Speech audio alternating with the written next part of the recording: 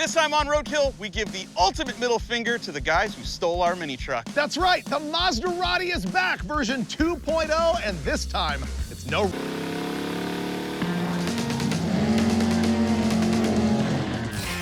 To answer one of the most common questions I get from fans, no, the Maserati never came back after being stolen. So we're gonna right that wrong with a new Mazda and a Hot Rod Garage project car in the Super Street Garage. I know, this is perfect, right? This is gonna be so good, but I think we need to start with sort of the story. There's a lot of background here. Season 4, I surprised you by buying a 1974 Mazda rotary pickup truck. This thing's awesome. This is the greatest truck ever, isn't it? And I'll never forget the seller who told us he got thrown out of the drag strip because it wheelied and ran tens. Neither of which it ever did, even when we had it. Exactly, and the reason he thought that that might be true is that that truck had an Oldsmobile 455 on an early Toronado transaxle in the bed. And so we drove the thing around. Remember, it overheated absolutely brutally? Yeah, we made our own ducts for the roof to duct down to the radiator, which totally worked. It did. It stopped overheating. Yeah. We auto-crossed it. Come on, baby. We drove it to the drag strip at Chandler, Arizona. We put a 180 shot of nitrous in it. Even with the 180 shot, it wouldn't go tense. It went 1120. Yeah. At kind of a big mile an hour. I think it ran like 120 something. Yeah, and it leaked out of every orifice on that pass. The transaxle, the engine, everything. All over the drag strip. And then it got stolen. Actually, our crew guys had it on a trailer in Blythe, California, and security cam footage shows the thing getting stolen off the trailer, and it never came home. No. Years later, I bought a 39 Ford two-door sedan, and we road tripped the thing through New Orleans, which was a lot of fun, and ended up in Texas, where we found this, the replacement Maserati. It is another, I think 74, maybe it's an earlier one, I'm not sure. There's something about the cab size difference in the different model years of these things. The last year of it had a longer cab. Right. Which I would have loved to have had because I never fit in the Maserati very well. But we sat around and bench raced in that episode about what kind of engine we wanted to put in the thing. And then the answer came actually from a leftover project car from the other Motor Trend show called Hot Rod Garage.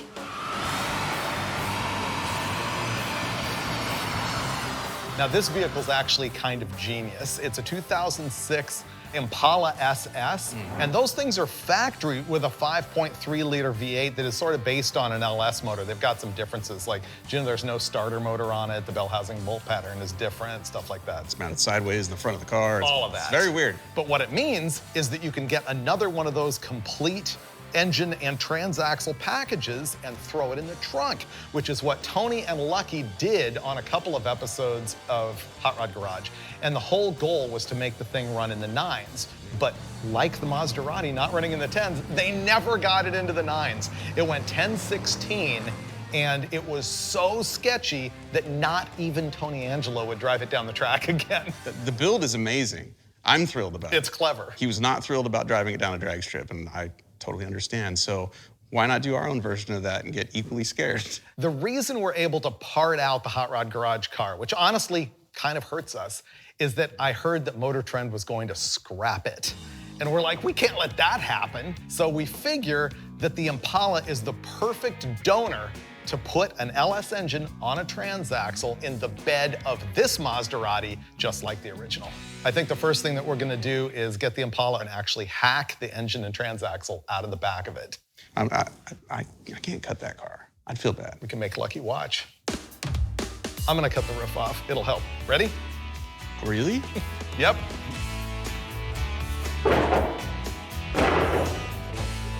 Both of us feel really bad about taking apart our buddy's project car, but its destiny is sealed. It's going to the junkyard. There we go. Now you can get a better look at what they've done here. I think the engine that's in the front is from a GXP. This one's actually from another Impala. This is the original engine those guys installed. The front one's been blown up, I think, 3 times. So, hacking. That Nice. usually works.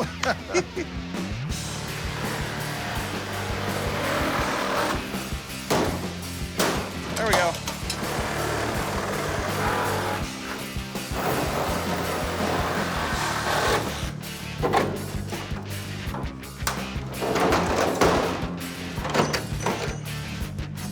we go.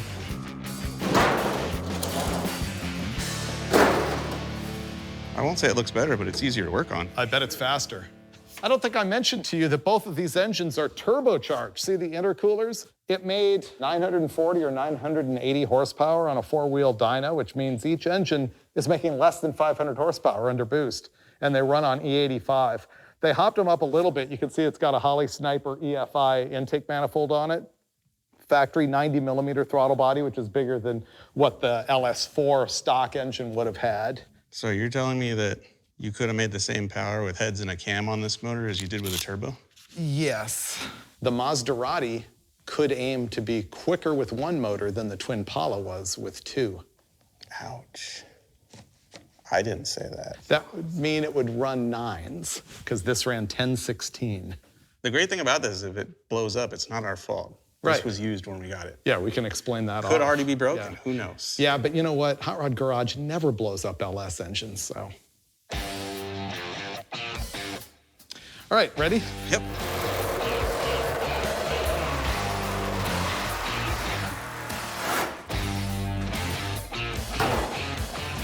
Slaughtering all this actually gave us crystal clear vision on what to do. We decided that we were gonna cut this thing right ahead of this main hoop of the roll bar and cut through the rocker panels and then pull the bed off the Mazda and figure out how to attach this whole thing to the back of the truck. And we may change our minds later, but I think we're like trying to cut the least to begin with and save the most. I love this plan. Yeah, I think it's pretty good.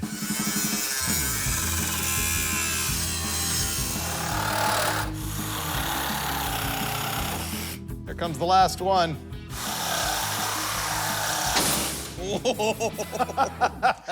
You just bisected an Impala, bro. Uh-huh. Last time we tried to break a car in half, we used a lift, and it was really violent and unsafe. I hear stuff. I hear creaking.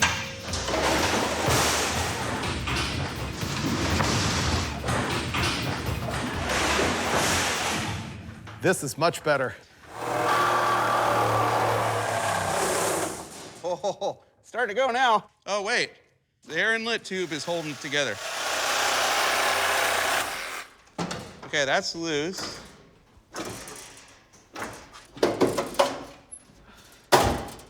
Oh, those tubes. Is that a brake line or a fuel line? Brake.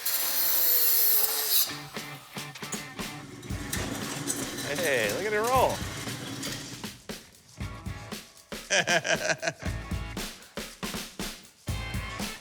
It's a lot easier to take them apart.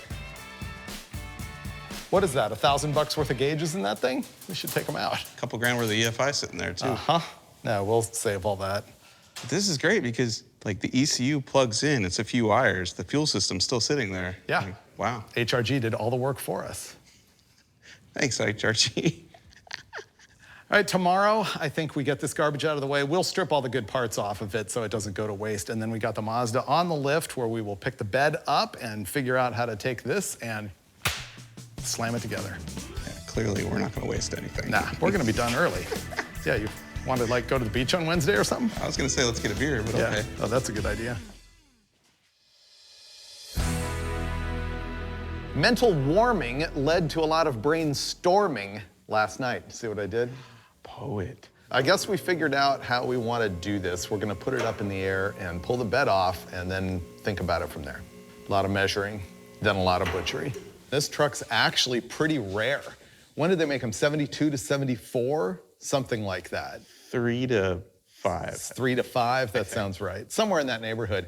But it's a Mazda pickup that came with a rotary engine, and not all of them were that way. And the body style is actually different with the rotary. It's got the little fender flares. Yeah, Ford Courier guys are bummed because they don't have the flared bedside. I don't think they have the battery box either. This one didn't have an engine in it when we got it. Hit it just a little so I can... There, it's out. Great. I think this is the last one. Yeah. We think all the fasteners are off the bed, so we're gonna put it down on the ground and list some manpower. We're gonna have producer Taylor and apprentice Mason come in. Okay, great. Ready? All right. And down.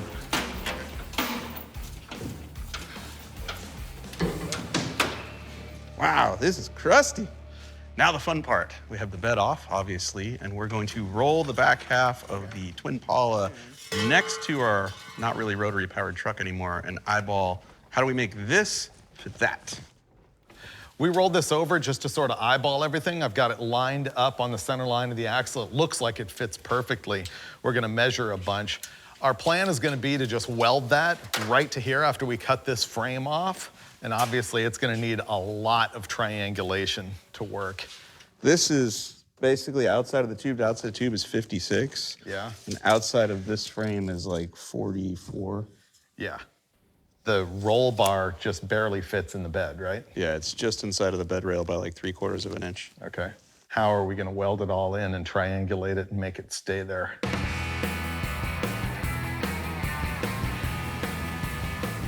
We just spent a very depressing hour of conversation and convoluting and convolating and conversating. And we're not gonna be able to attach the back half of the Twin Pala to the back half of the Maserati. How come? Gravity. There's no way to attach it and triangulate it and make this thing actually good.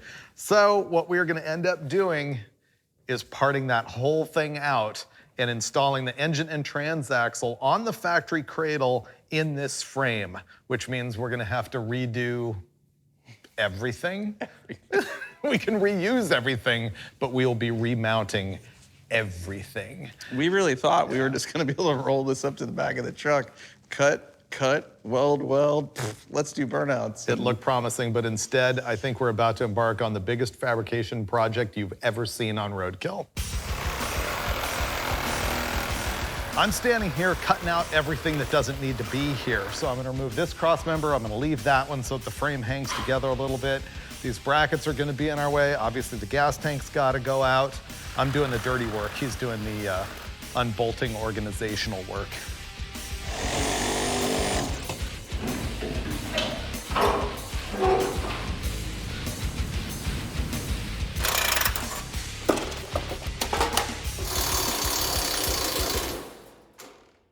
Cool. That's off. Okay. All this good fab work gone. It is a nice piece. And we have liberated the parts that we actually need. This is an LS4, it's a 5.3 aluminum head engine, and those guys left the stock cam in it, sniper intake, 90mm throttle body, headers and stuff. The transmission is actually transaxle and brand new gear star unit, but now we have to figure out how to get all of this under the Mazda. We're revolutionaries. Beat it.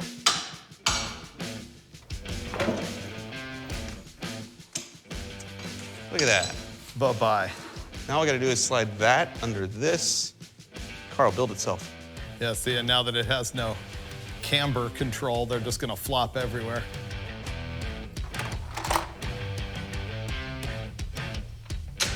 All right.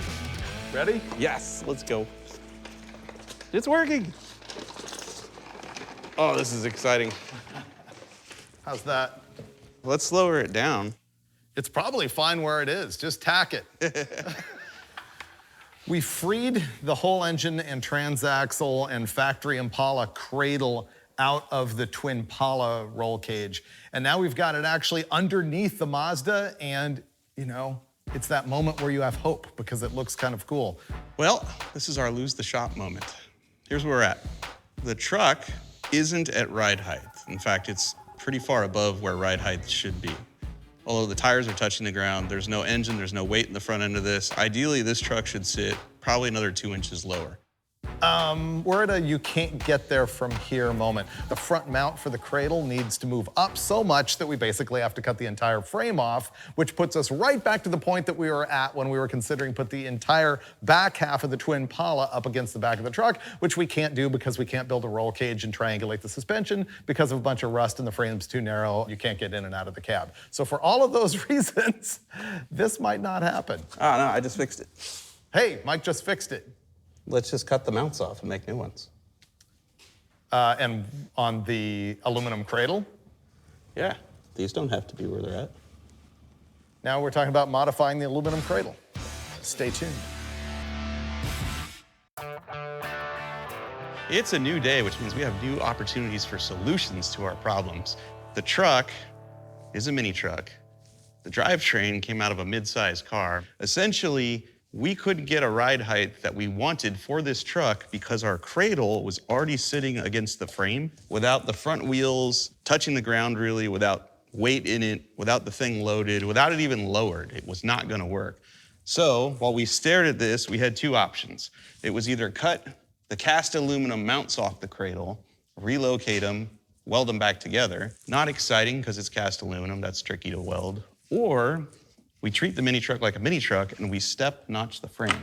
So what we're gonna do is we're gonna weld a piece of box tubing on top of the original frame, 360 degrees. Then we're gonna cut out this section of frame under it, plate it, box it.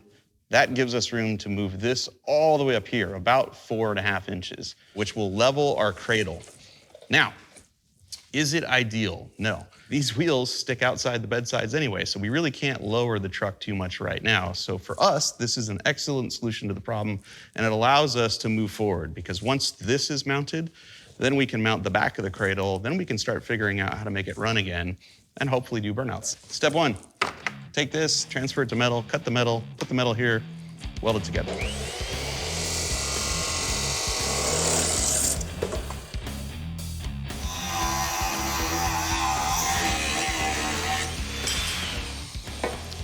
Finnegan is making like the support braces in here for the frame, and I've cleaned up and removed all of the brackets and everything. Now I've got to pick the truck up, roll the engine out, clean up the inside of the frame, and then we'll be able to come back in and like weld the whole thing.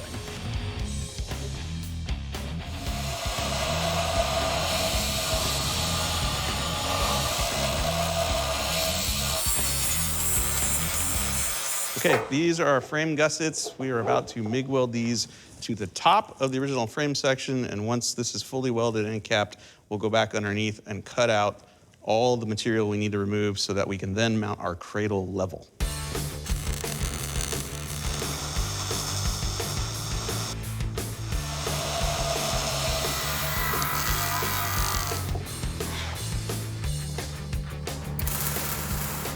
Victory!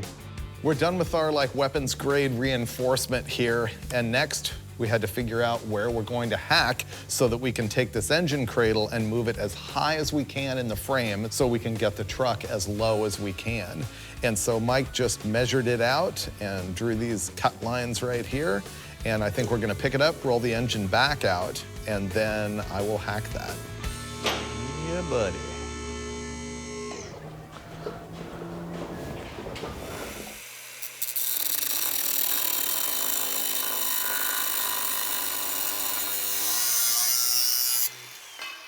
Oh, this is a big moment right here. We have notched our frame, and before we box it all in and reinforce it, we're gonna roll the whole setup underneath it, lower the truck down to what I think is ride height, and get our first good look at how this is gonna fit in here. We just step notched our mini truck. This is gonna be the first time we see the actual ride height, because now that engine cradle is gonna sit up into those notches. Okay, go back just a little bit. Oop. So this needs to go down. Okay, I'm gonna go down. Yep. Ready? It's about there. All right, now I can lower the truck more. Yep. Yes, that's what we need. Much happier. Yep. We got it much lower in the back with that notch. This is actually starting to be something. This is exciting. Yeah. This worked. It's way better. Man. Like, make sure we have the wheels centered on the chassis where it's supposed to be. Yep. We could just draw a line here, weld the tube in, and then bolt it. Right now, I think we could measure from some reference point on the frame back to the center of the bolt hole and make sure it's the same on both sides. Yeah.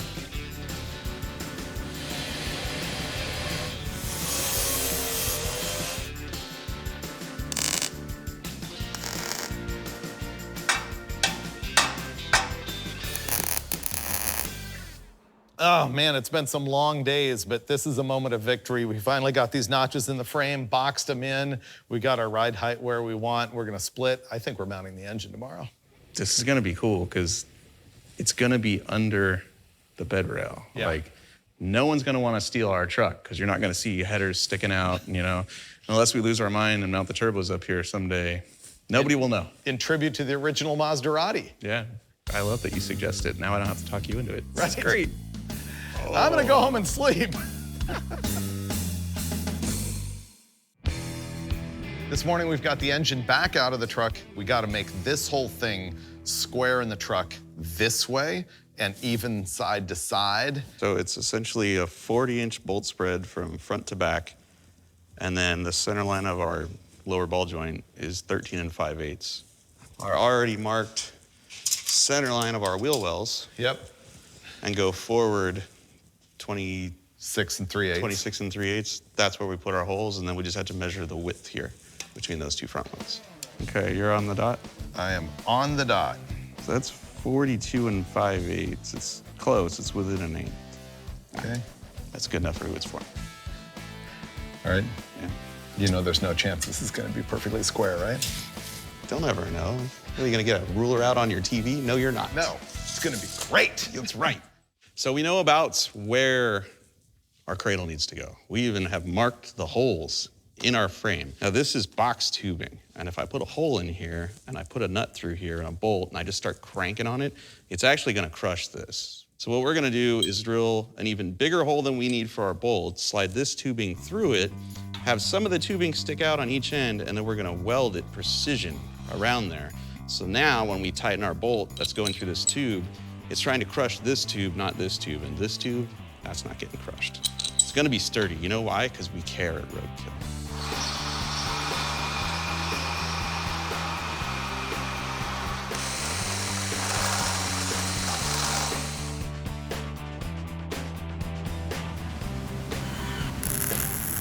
We cut these notches for that cradle large enough that we decided we could go back in there and triangulate this and make it all stronger. Okay, we are close. We can now put our bolts in to guide us. Okay, now you can jack it up. There you go, keep going. Oh yeah, plenty of all thread. Okay, we're there. We can do nuts and washers on this side. We're attaching this with all thread right now, just sort of temporarily. And we've got grade 8 bolts on order. Yeah, now we can go down and then figure out where we want to make the rear crossmember. Pallet jack gone for the last time. Great. All right, I'm gonna go cut up the twin Pala cage and bring it in here and see if it's actually gonna work. If it does, it's gonna save us a ton of time. Yeah. Sawzall. This is the structure out of the back of the twin Pala. Here's my thought process. If we can take advantage of the fabrication that they've already done, then it establishes the pickup points here for that engine cradle, and also, maybe more importantly, where the struts attach. Now, if they had the struts attached in the wrong place and that's why they had really bad handling problems, then we will also have really bad handling problems. But don't tell Finnegan that right now. Ready? Dude, if this works, this is gonna be so cool. It's gonna save a lot of time. Whoa. Oh, dude. It's gonna work. We have to shorten this bar, which we can then weld to this angle right there, and then it's gonna attach. Well, the only problem with that is this is real close to the angle it needs to be at. Well, even if this down bar doesn't work, all of that works. Yeah, this gives us whatever, you know, crazy alignment they had the back of their car. Right. Which either works or doesn't. So I say we slowly trim this until that matches. I'm all about doing things slowly. What we're gonna attempt to do is land these original bars on the top of our frame and weld it up. In the back right now, we've got a little bit of angle going on to the mount, so we need to set that down, and that'll happen if this bar moves down. So I'm gonna try and trim it right here on both sides.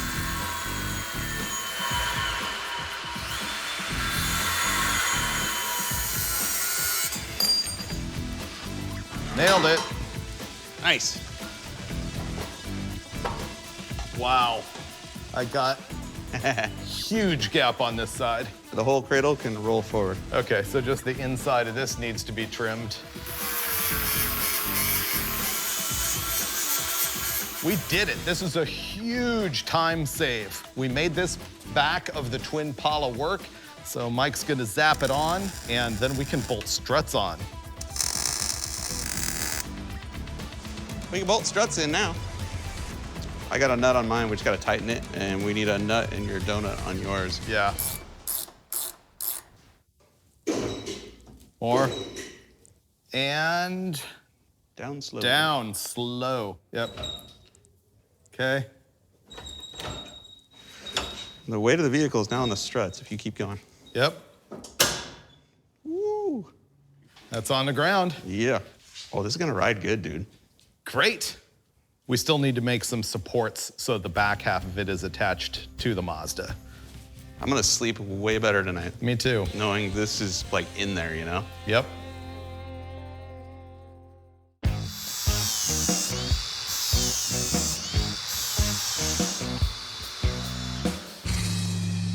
I don't know what day it is, but yesterday went really good. We got our drivetrain pretty well locked in place, except for some critical bracing. Right now, I'm gonna make tubes that'll be fish mouth on both ends to connect this factory cross member down to the one that the guys at Hot Rod Garage made.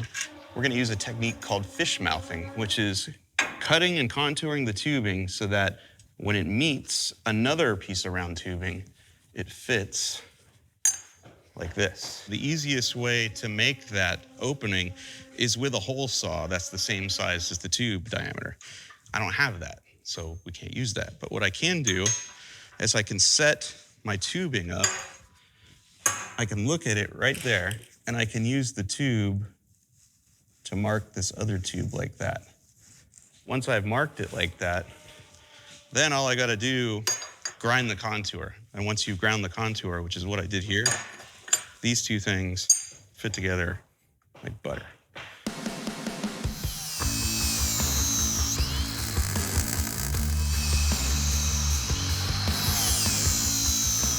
I made a couple of fish plates. They'll go vertically like this. Mike's welding one on right now. Basically, they're overlapping where a bunch of joints of metal come together to add some rigidity to that frame.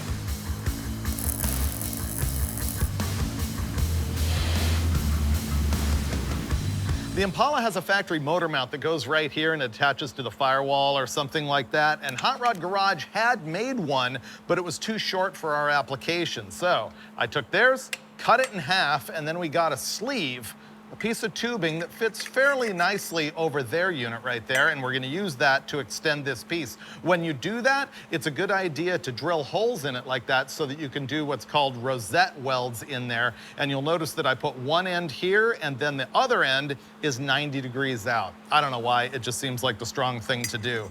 So I will slide that over there, slide this over that, land that right there on the frame. That's ready to tack. There we go.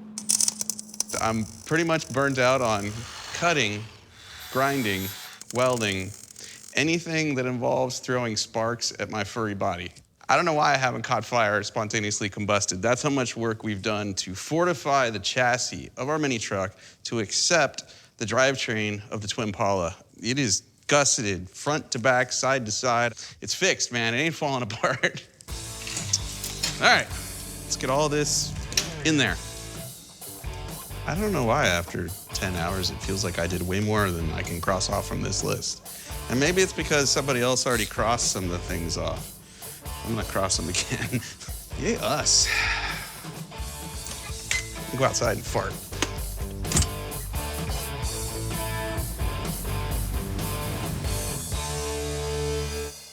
Hi there, day 6. He's finally got the bracing done so that when it's torque steering really badly, at least the engine's not flopping around. Not gonna fall out. Yeah. I'm gonna fiddle around with stuff out here, and you're gonna do the Shifter. drift handle and shifter. Yeah. Perfect. Ha.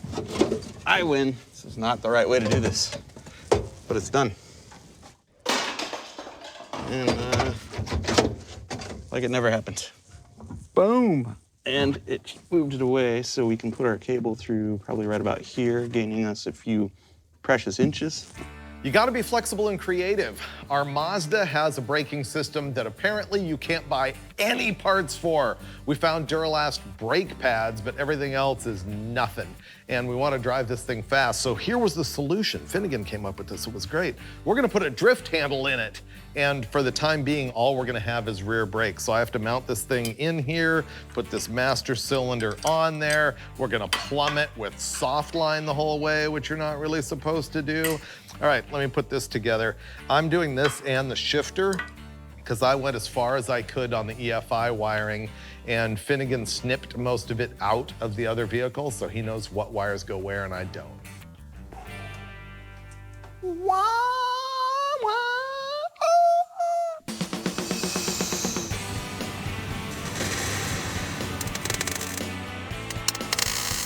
We have a shifter.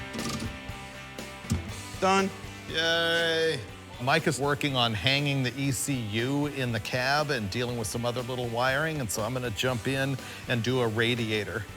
We had planned on putting the radiator up front, but we're gonna save a lot of time right now by hanging it back here because it already has the pipes all lined up. So I just need to get some angle iron and weld it across here, just make ourselves sort of a quick and dirty deal. All right, this is a Holley Terminator X ECU.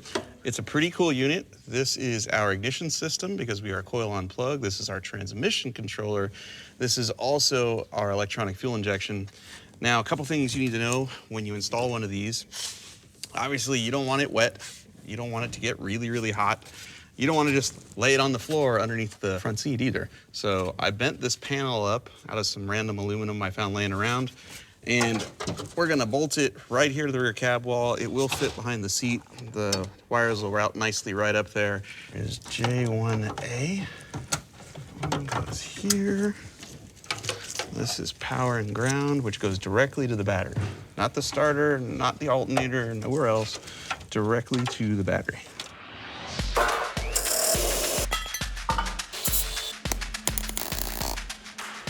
We've resorted to butchery as if that isn't what we've been doing all along. I just scabbed in a couple of pieces of angle iron right here. And if you think that's cheesy, wait for the next step. You know, a ratchet strap is really just a glorified zip tie. Oh man, this is gonna be good. 2 straps. That's how you know you care. Yeah.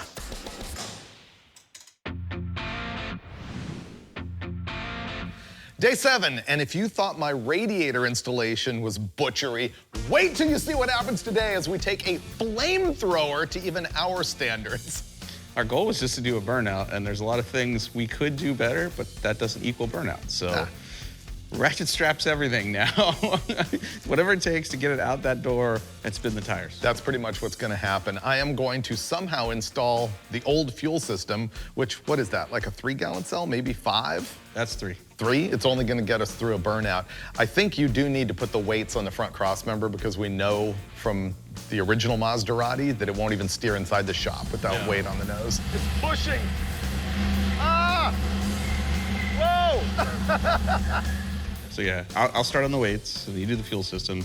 Then that just leaves the gas pedal and the battery. This is the key to having steering in your rear-engined mini truck. What I'm gonna do is take the bar that these would go on normally, sink it through the front crossmember where normally there'd be a motor, weld it in place and stack, I don't know, 3 or 4 of these and cross my fingers. That's the exact right amount of weight to allow us to steer and stop. Someday we'll have front brakes, not today.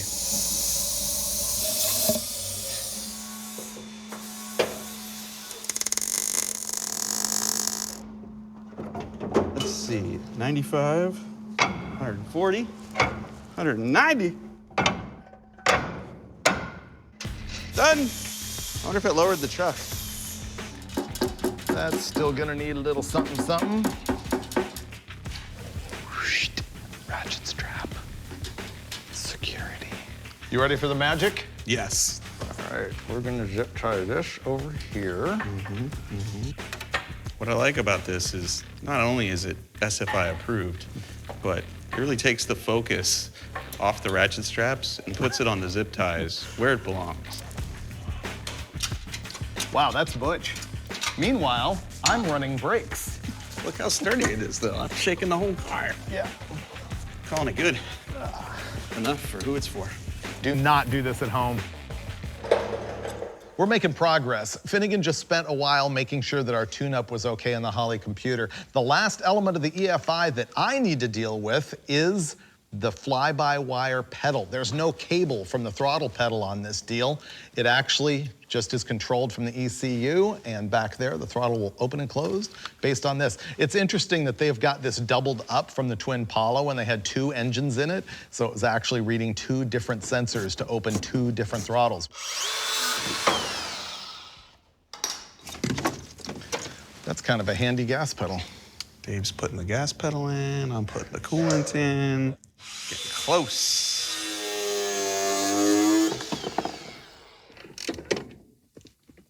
Okay, that's probably really uncomfortable, but it's in. Bolted it to the stock location.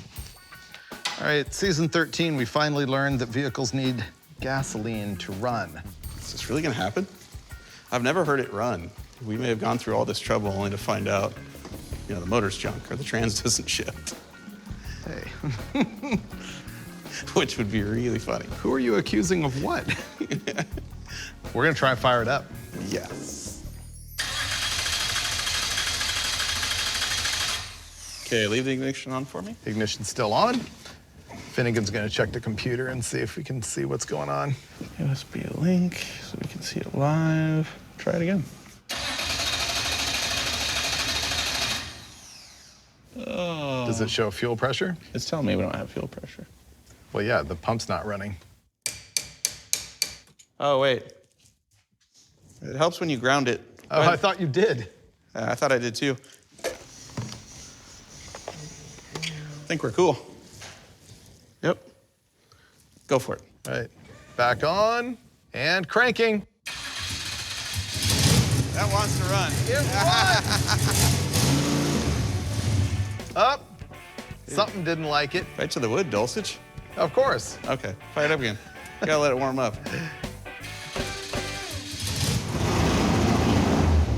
We made it run. This thing was on an E85 tune-up, and E85 requires a lot more fuel than gas, so... We took like 50% of the fuel out of the base fuel map. Bingo, and it runs way better. Yeah. We think it's actually good enough to drive at this point. We're gonna bleed the brakes, I think tomorrow. Burnouts. Drink. Drink. Okay, Okay. up. Now open it, It's opened. and down, and Ooh, holding, There we go. Closed. and up. Open. Hey, yesterday I promised everybody that it would run late today. You did? Yeah, Oh, high five. yeah, Nice. first time ever. All right. Lived up. Yeah. We're not necessarily proud, but we're done. When you say it out loud, I mean, you're right, yeah. We'll make it way better next time. Ready to go do burnouts? Yeah.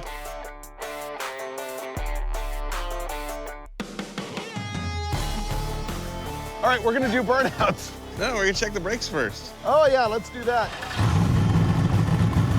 All right, just roll a little. Oh, that works. Oh, we got brakes. Yeah, that's Finnegan style right there. Yep. Oh, Ooh, spunky. let's see if it steers. Oh, it steers. It's not skidding around. All right, I'm gonna chalk the front wheels and we'll try a burnout. So far, the brake works, steering works, and it seems really peppy in just the tiny bit that we hit it.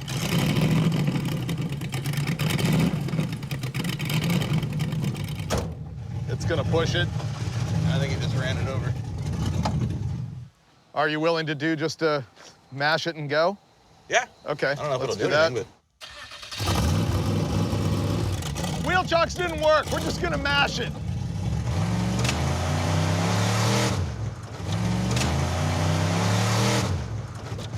I can't tell what happened there. It didn't squat.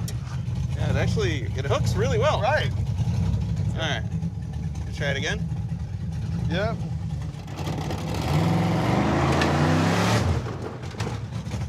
Yeah, it just hooked. It didn't want to do a burnout. If it would run right, it would be fast.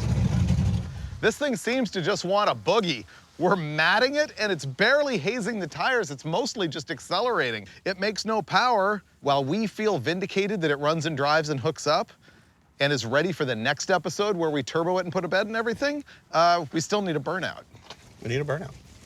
I've got water on the rear end, and I'm gonna throw a wheel block in here. I've already got one on the other side. We're gonna see if we can improve the tire smoke situation. I think you're good. Okay.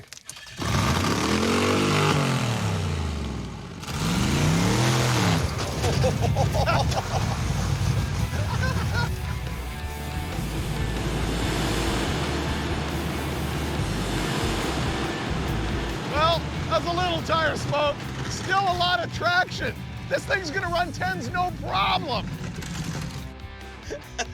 It's got way too much traction. It does. This thing hooks.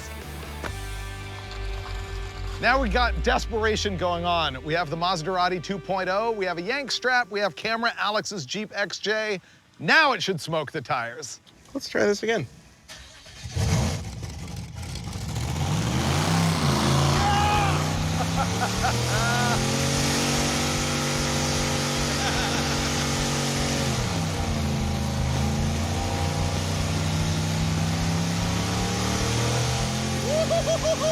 Yeah, we got tire smoke, baby.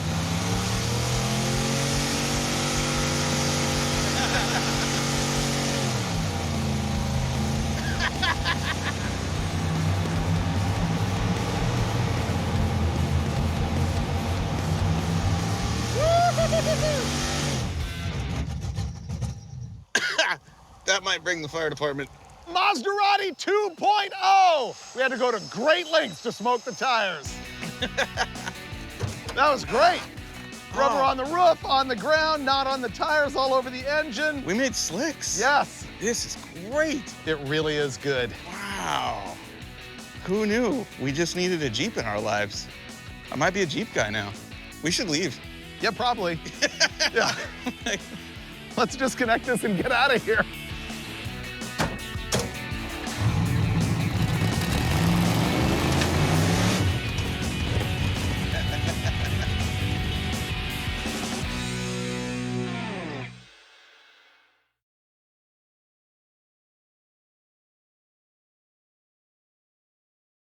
This time on Roadkill, you asked for it, you got it. Finally, it is a showdown between Blasphemy and my F-Rod in an 8-second quarter-mile showdown. And we made 1,100 horsepower in this car and road tripped it nearly 800 miles. Big win. Still runs.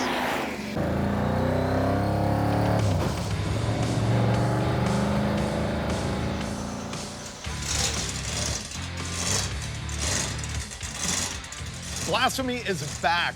Our 426 based Hemi and a 55 Chevy has been with us since season 1 of Roadkill. Can you even believe that? Has it been that long? It has been that long, and I haven't seen it in, I don't know, 2 or 3 years, and a whole bunch of stuff has changed.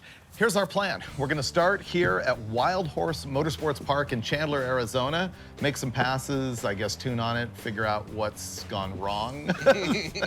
And then we're gonna road trip the thing to San Diego, California, right along the border. We have to change the supercharger at a dyno shop, tune it up to make it quicker, then road trip it to Famosa Drag Strip, which is outside of Bakersfield, California, where my own Model A called the F-Rod will be sitting there. And my Model A has gone 8.501 in the quarter mile. This car's never been that fast. It ran a bunch of 60s in Vegas, but since then it's pretty much been broken. And currently that supercharger's wore out, which is why I ordered a blower and sent it ahead of us, hoping that we can pick up power. The car got heavier over the last couple of years because I got tired of, say, the fiberglass trunk lid blowing off. I remember that. So it has a steel trunk lid on it now, which is way heavier than I thought it would be. So I got rid of 19 pounds of battery cable by moving the battery up front. Really? Yeah. And that battery was over here, but then I was having oil pressure issues with it. Every time I pulled the parachute, I'd lose all the oil pressure. So everything is different. The motor plates, the oiling system, the fuel system, the electrical system. The blower, though, is the same blower from 2019, and I'm pretty sure it's wore out. Was it on the 85 when you won Drag Week? Mm-hmm. Yeah? Yeah. But these headers are different. These are slightly bigger. When was the last time this road tripped successfully? 2019. Okay. Let's talk history of blasphemy. This is my favorite roadkill project car of all time, and it all began with a $2,300 body of a 55 Chevy Bel Air that we bought out of a backyard in Hemet, California. And we hauled it all the way to Oregon to Jim Meyer Racing, slid one of his cool gasser chassis under it. Then we cut the wheel wells, put some cool wheels and tires on it. But the key to this whole car is Freiburger's fault. It was his idea to put a Chrysler 426 Hemi under the hood. So that's what we did. We thought, why not? Hemi and a Chevy, you're either gonna love it or hate it. So in the beginning, all I wanted was a cool street car, kind of like what the guys in the movie Two Lane Blacktop drove. I loved the look of that car, which is why this car is flat black.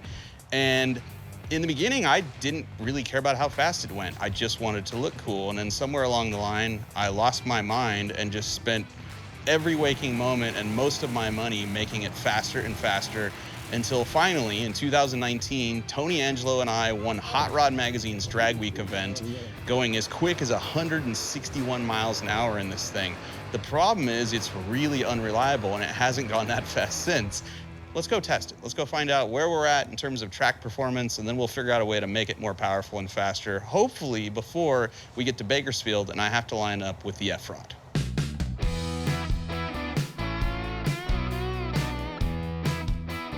I was doing the nut and bolt check underneath the car, and I found a couple things that needed to be snugged. It wasn't that bad. However, I've spotted a really bad thing about tire clearance. Mike had the rear end narrowed, and unfortunately, with these different wheels, they're too far inboard and they're hitting the inner wheel well. So before this car went on the chassis dyno last week, I switched wheels, and I thought, oh, they clear the inner fenders just fine. They're not. They hit the inner fender bad. Well, that was painful to watch, but it's probably gonna save disaster. Yeah, I'm totally okay with it. All right, way better clearance. It's still gonna tag it a little bit, but it's not gonna cut the tire.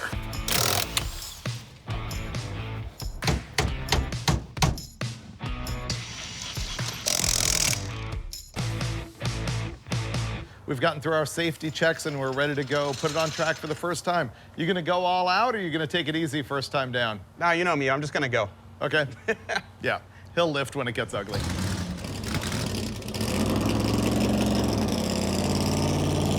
Oh, this is exciting. I have not driven down any drag strip in this car in over a year. For the first pass in Blasphemy in a long time. A ton of stuff has changed on the car. Different throttle body, different injectors, coil on plug ignition, dry sump, different clutch, different transmission, different rear tires. See what happens.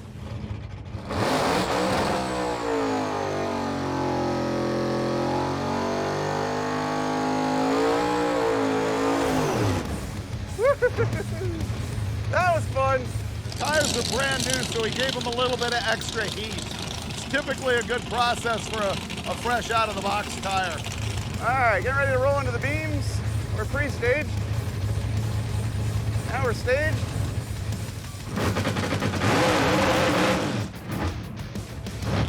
Okay, a lot of cowbell. It did not hook. You can see the tire bounced pretty good. Yeah, that's the same two-step I've always used, so I could turn the two-step down if I had the laptop. Wow, it hasn't spun like that in a long time. Thinking it through, the 6-speed has a much lower first gear than your G-Force did. He's got the computer out. We're looking at the data, just what happened to make sure that the two-step rev limiter was set where it needed to be. There we go.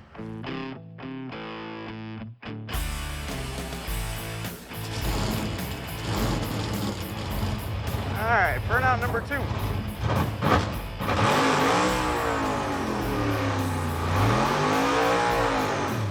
We've lowered the rev limiter. Let's try this again.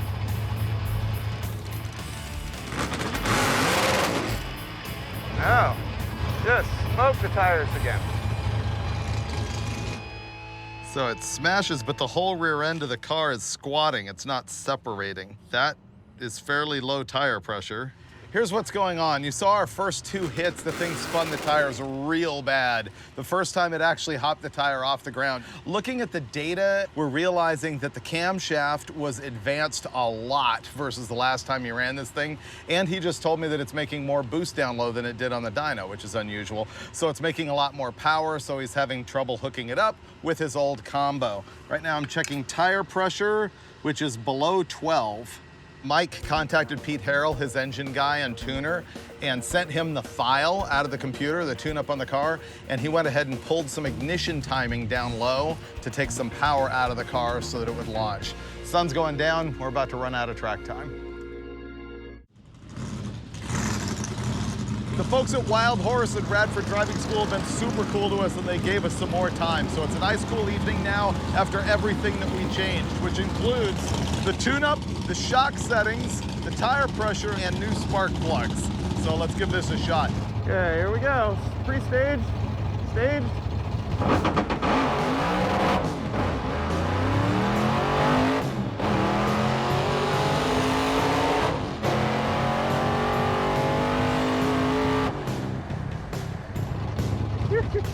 Well, finally got down track. That was a 10:09 at 146 miles an hour. The mile an hour tells you that the car should be way faster. That's a very slow ET for the mile an hour. It didn't fully hook, and he hit the rev limiter in first, and he obviously was granny shifting the thing, but we're headed the right direction. I think he'll probably come back and give it another shot, kind of as is. 10:09, 146. Okay. 146 is okay. I short shifted one gear, hit the rev limiter, another one. I was a mess. Yeah. Now we're getting somewhere. I know it wasn't fast and it really wasn't pretty, but I learned a lot. The problem with using the clutch when you shift is every time you use the clutch, it restarts the launch process over and pulls ignition timing out of it about 9 degrees. So you clutch, it pulls 9 degrees, then the motor's trying to accelerate with only like 17 degrees of timing in it. It's not accelerating as hard as it could. So for this pass, I've lowered the launch RPM another 200, and then we just pulled another ½ degree of timing out of it for the first second of the run.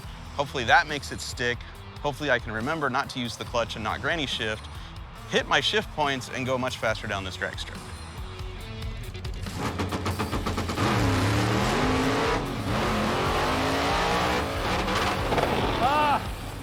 He's using the clutch.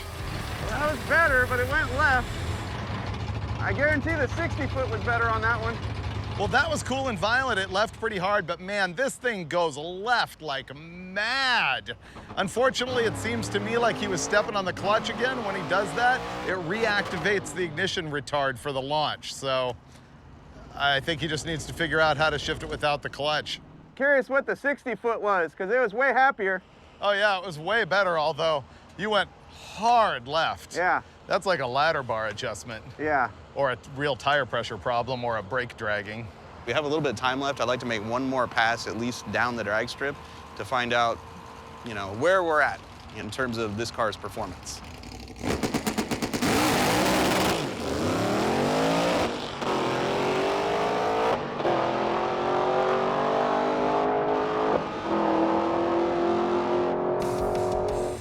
Well, that was the best run of the night, 9.805 at 148.79, but the 60-foot was 181, so. Yeah, I don't know why it spun so bad that time. It was really bad. And I suck at driving right now, so. Drive to the hotel, as is, slicks, open headers? Sure. Let's do it. Let's party.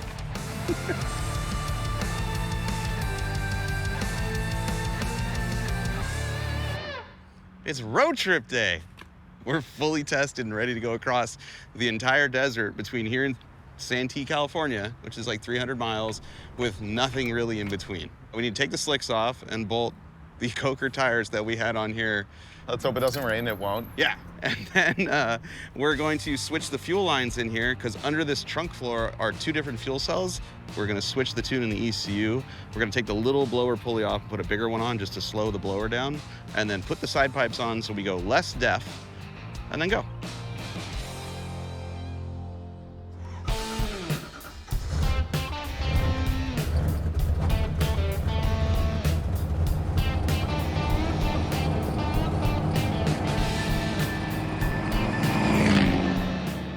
cruising through Gila Bend, Arizona, and all of a sudden I realized this is where we were for the very first episode of Roadkill ever. Last night we stayed in a hotel that I swear looked like they had spray painted over a triple homicide.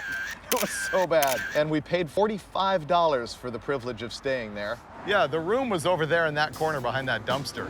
All right, that's a bad memory, but wow, 12 years, our first episode. Yeah. All right, good time, let's go. Let's go. I think we're close to the highway.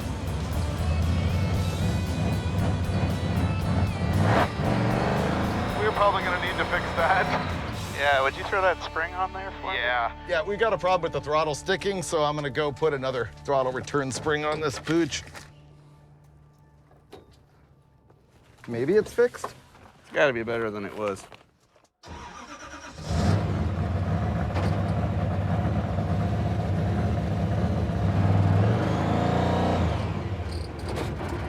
How come?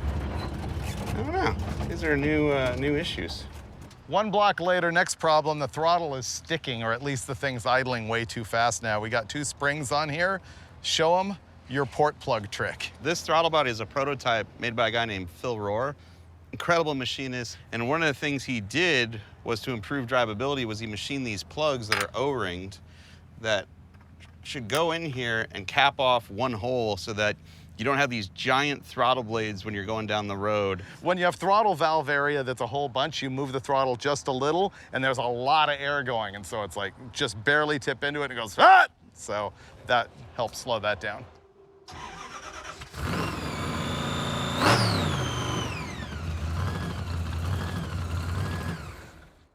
Well, that's not enough spring to do it. This is not a car where you want the throttle to be stuck.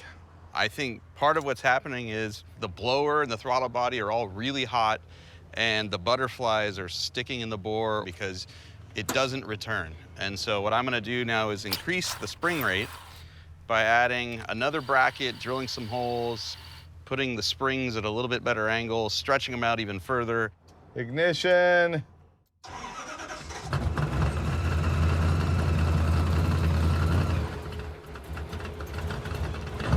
Not returning all the way. I brought my old throttle body, which is a smaller one. That makes less power than this one makes, but the drivability is, at least today, better. So we're gonna take this off right now and go to the old school Hilborn cast throttle body that I used to have.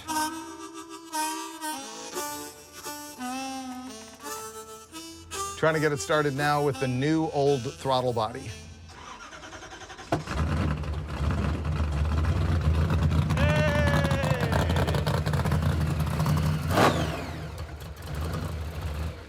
Yay, us. Let's go driving. We've now stayed here longer than we stayed in that hotel room 12 years ago. My turn to drive. If you double clutch, it won't clank when it goes into the first 4 gears. Okay. But you don't have to.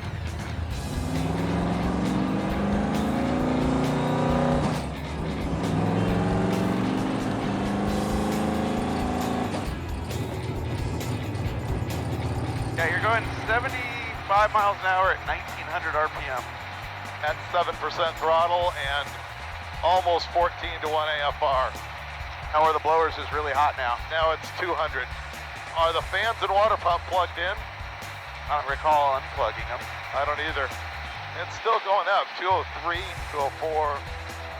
I lowered the timing. Let's see what happens here. Yeah, it might not like it. Yep, it's cooling down. So it didn't like the timing.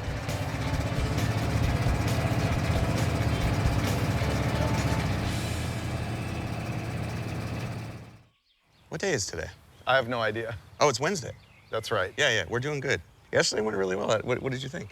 Oh, I got to cruise the thing. This car is actually way better than you think it is on the highway. I was kind of blown away because I haven't ridden in it or driven it since we drove it all the way across the country in like season 3. That's 10 years ago. It's been 10 years. It's been 10 years. Wow. Yeah. You did great. Yeah. Oh, we learned a lot. Yeah. We learned that it wants to overheat if you lean it out on the highway. That was interesting. I think we both believe this supercharger is wore out. Well, I had one delivered to my friend Andy Rawls' shop, like minutes away from here. And Andy is really good friends with the dyno shop. So we're gonna go to Andy's shop, pick up a new blower for this. Then we're gonna go to the dyno shop, test it in its current configuration, then put a new blower on it and see, does it make more boost? Does it make less heat? Does it make more power? This will be pretty cool because I don't think we've ever done a hub dyno on Roadkill. No, I've only ever seen one once. And now we're at Rawls Precision Machine in Santee, California. The proprietor is a good friend of mine, Andy Rawls. He's the guy that built my drag boat. He does military stuff. He does stuff for the marine industry. And this is where we shipped our new blower. But the guys at the blower shop mailed us one that's wildly different than the one that's on the car. Externally, it looks the same, but there's parts and pieces here for actually tuning where the boost is going, how much of it's gonna come out, and how quickly it's gonna come out, which is pretty sweet. This should make more boost, and we should make more power. Yeah, we won't know until we get to the dyno shop, though. Let's go. Yeah. We're gonna make it. 1 mile on slicks in the rain. We can do it. We can do it. Is this it? We drove 1 entire mile without crashing the car in the rain on our slick tires, and now we are at Darden Tuned, a hub dyno shop right here in Santee, California. I'm excited because I have very little experience with a hub dyno. Same. And we have lots of things we can test. Not a lot of time to do it, but at the very least, we'll find out today, is that blower worn out? And so now with the front clip off, we put it in race mode. So the air filter comes off, we change to a smaller blower pulley, we take the side pipes off, put the bullhorns back on, then go to the back of the car and switch fuel pumps and tanks and make a hit. That's not happening. It's definitely not happening. Mike is consulting with Darden, who's our dyno operator today. I'm changing spark plugs. And there's the plug that we've been driving on, and it might be just a little bit fluffy. I just showed Darden our tune and the data logs from the track the other day to let him know, hey, this thing is happy, it will make a pull. All right, tune is in.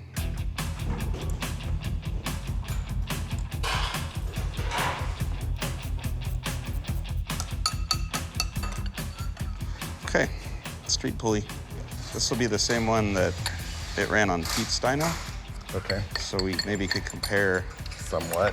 We're done in the engine compartment here, and Noah and Adam did the exhaust for us, so Mike's gonna go back and swap fuel lines, and then I think we're good to go.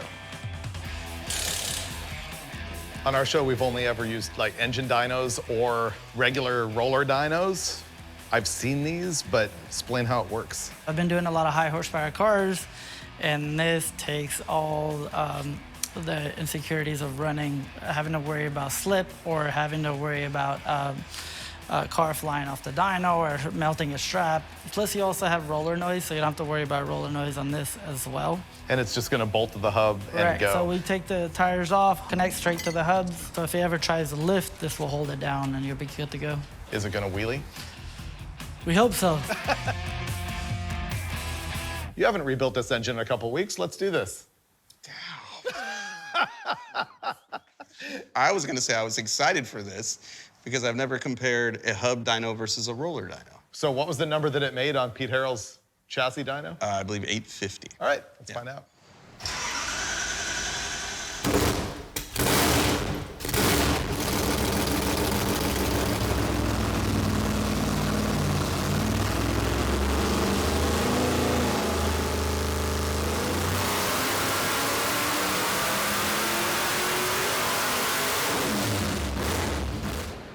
That's a lot of smoke. 940. I'm not entirely surprised. 6,400 RPM. We're gonna go one more because 7,000 RPM? 7,000. Yeah.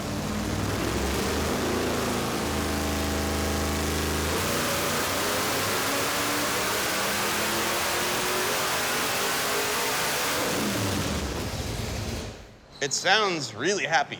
It does.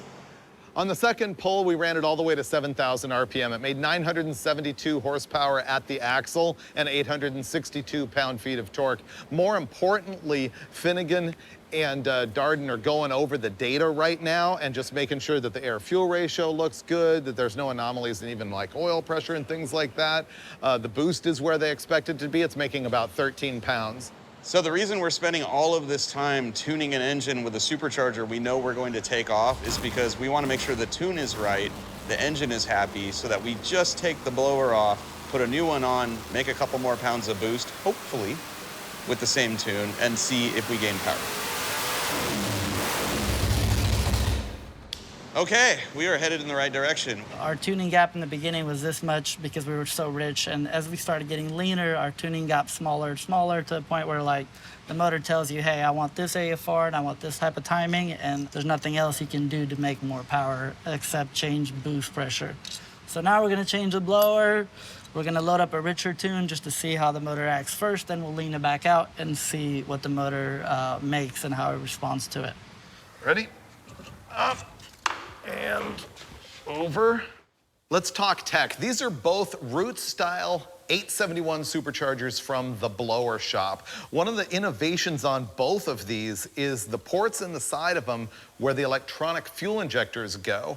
Now, you really have to have fuel going through one of these superchargers to keep it cool and sealed. There are some differences between the two blowers though, so this isn't gonna be a direct A/B test of just a worn out blower versus a nice and fresh one. First of all, look how this has got a center divider in the top right here, and this one does not. It's also been machined for this special insert that goes right here and restrict the opening while also sealing the rotor a little bit more over here. You tend to get the boost rise earlier in the RPM band. There's also a difference in the discharge side of the supercharger. You can see how this actually has a longer opening and there is a bar down the middle of it. This doesn't have that bar, and the distance from here to here on the opening is actually less. And you might be thinking to yourself, well, that's less flow because it's a smaller hole. But in fact, what this is doing is keeping the air sealed to the rotors for longer. Remember, as the rotors turn, they press the air to the outside of the case. And right here, as soon as the rotor clears the case, it's gonna discharge the air into the engine. In this case, it's hanging on to more air for longer before it discharges, and so that can be a benefit. Also, Blower Shop has found that this version helps with cylinder-to-cylinder distribution, so that's kind of the difference between the two blowers. The throttle doesn't open all the way. Oh, I know. That bolt fell out. That bolt fell out? That bolt fell out last year at Drag Week, and I think this got put in. And then we never had wide open throttle after that.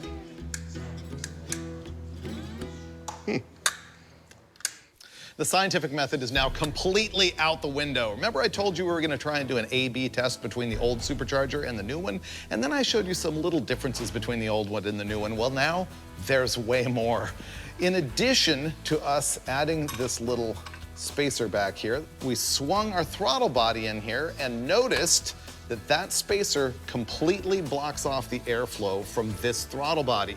While doing that, I also noticed that this throttle body doesn't even begin to go to wide open throttle because there is a little bolt on it that those guys changed at Drag Week last year that prevented that from happening. So, once we realized that, we started looking at this gasket that has been between the throttle body and the supercharger the entire time. Then, Darden says, I've seen turbocharged cars kill 20 PSI with a screen like that. And so we decided that we're not gonna run that screen anymore. But then, remember the problem with this blocking the throttle body? We realized that the Blower Shop had already given us a solution to that with this spacer. So now that spacer is gonna go there, this is gonna go there. So now we've changed the style of the discharge, the style of the inlet, the screen, the spacer, and having wide open throttle. So there's no more scientific method, but now we're gonna make a lot of horsepower, which is all we really care about, let's be honest. Old throttle body, but with new wide open throttle. Now, with 25% more throttle opening. Blower swap is done. Now we're gonna fire it up, set the idle, and then get out of the way because this thing is gonna make some beans.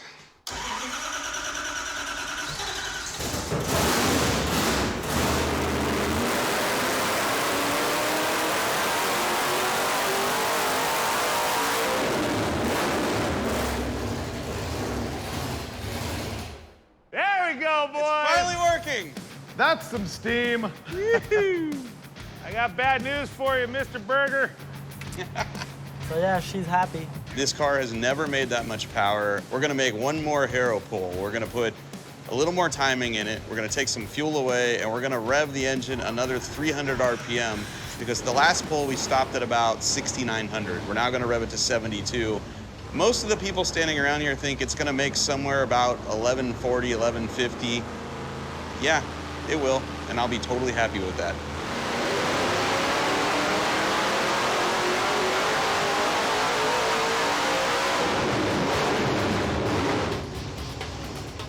Woo! Yeah, baby. That is beef. We came in here with a car that made about 970 horsepower at the hub and about 850 foot-pounds of torque, and we are leaving with a car that makes 1,136 horsepower and 930 foot-pounds of torque. Car rips. We now have to put it back into street mode and then drive to Bakersfield, which is like 250 or 60 miles away. That's a tomorrow story. Yeah. Don't worry about it. Not worried at all. Right. I'm looking forward to it. Yep. Beers? Yes. Yes. We can do that. Let's go celebrate. See ya. This car rules. Well, it's day 4 of our adventure. Day 3 was incredible. However, changing the blower and the way the throttle body mounts, well, it necessitated a bigger hole in the hood and a taller hood scoop. So we came back to Andy Rawls' shop. Andy is a killer fabricator and designer, and came up with the idea for this. Moment of truth. Oh, that looks evil. Yeah. All right. Get out of my shop. Yeah. Never return. Yeah, I don't blame you. Great to meet you. Yeah, you too. Thanks a lot.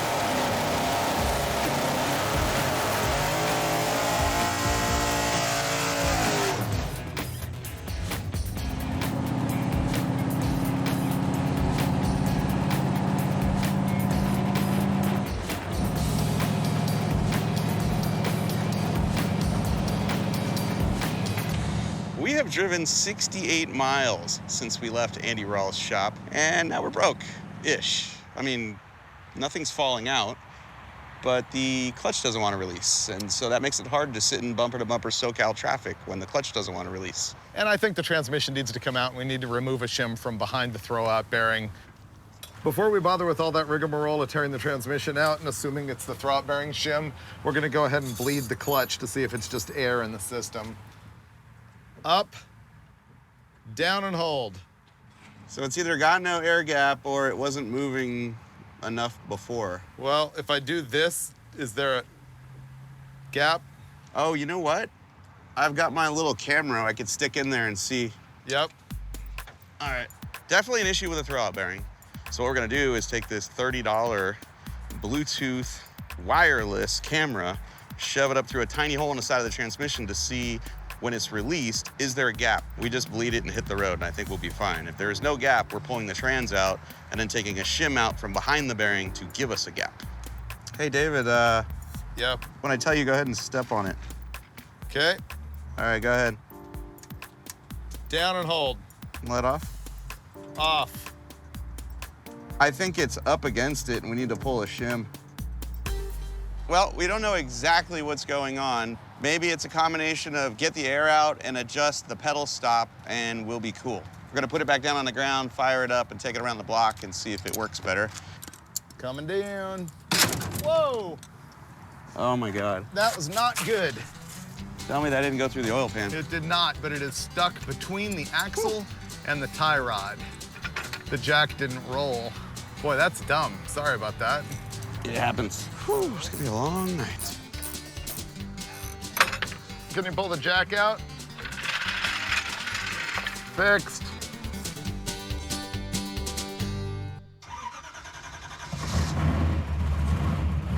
That's not right. Yeah, my foot's in the gas. It's still trying to move. If you crank it right now, what happens? Yeah, it's moving the car. What we just found is that it's still dragging. When you have your foot all the way on the clutch, you put it in gear, it grinds. You put your foot on the clutch and crank it without starting it, and it pulls the car, so the clutch isn't fully disengaging. So the next thing he's gonna do is put a shorter bolt on the clutch stop so that the pedal has more travel to see if traveling the bearing more will disengage the clutch. However, the balance you need to play is that if you stroke the bearing too far, then it comes apart, the O-ring seal on the hydraulic bearing pops out, fluid drops everywhere, and it's game over. And even if we take it apart, then we might not be able to get the bearing back together. So that's where we're at. Listen to hear if it grinds in gear.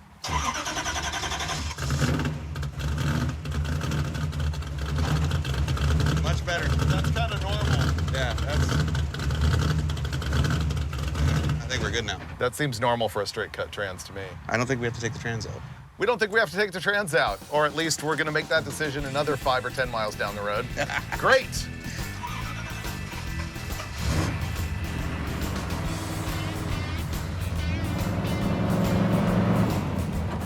Oh, it's not squeaking anymore. Yeah, it's happier.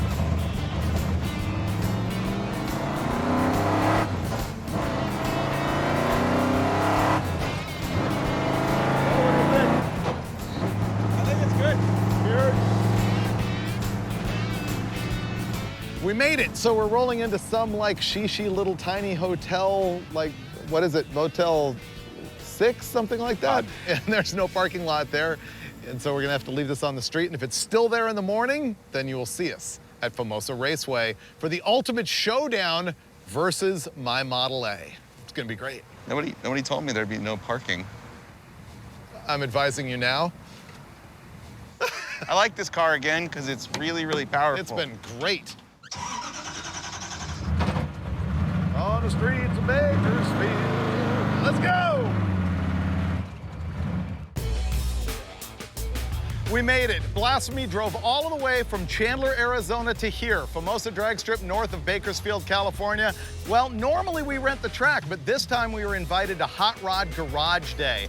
Hot Rod Garage is another show on the Motor Trend Network, and once a year, they rent the track themselves and invite friends and family, so you're gonna see like 40 cars here, some of which are the Hot Rod Garage project vehicles, and they are gonna have a pause in the program so Finnegan and I can run side by side.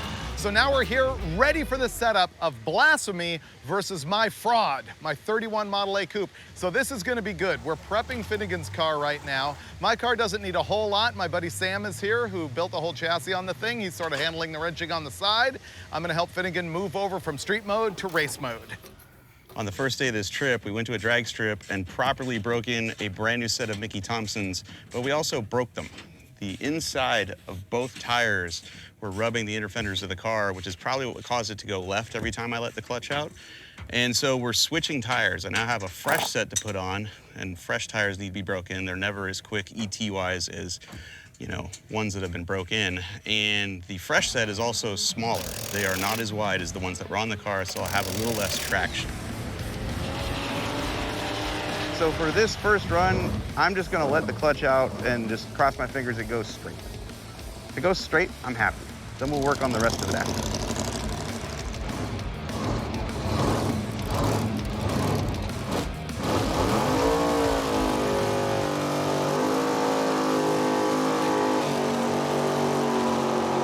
Woo-hoo-hoo! That was my first burnout across the starting line ever. Oh, that was so fun. Finnegan's here for his very first hit. He's got the larger blower pulley on it, not the 1100 horsepower tune, but probably like the 1050 horsepower tune.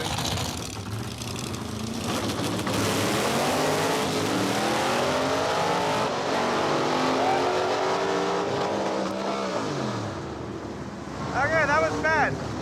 Everything was going really well until I missed fourth gear. Finnegan made his first pass, and it was a non-ET because it looked like the driver's door flew open. So that's gonna be a big pucker. That was interesting. You missed fourth, and then someone said, no, his door flew open, he lifted. Which one happened? Oh, both. Both. Both things happened. Yeah, I've never missed fourth. That was a new adventure for me. It was going so well, I was like, yeah! Oh! No. So you cut an 065 light, not bad.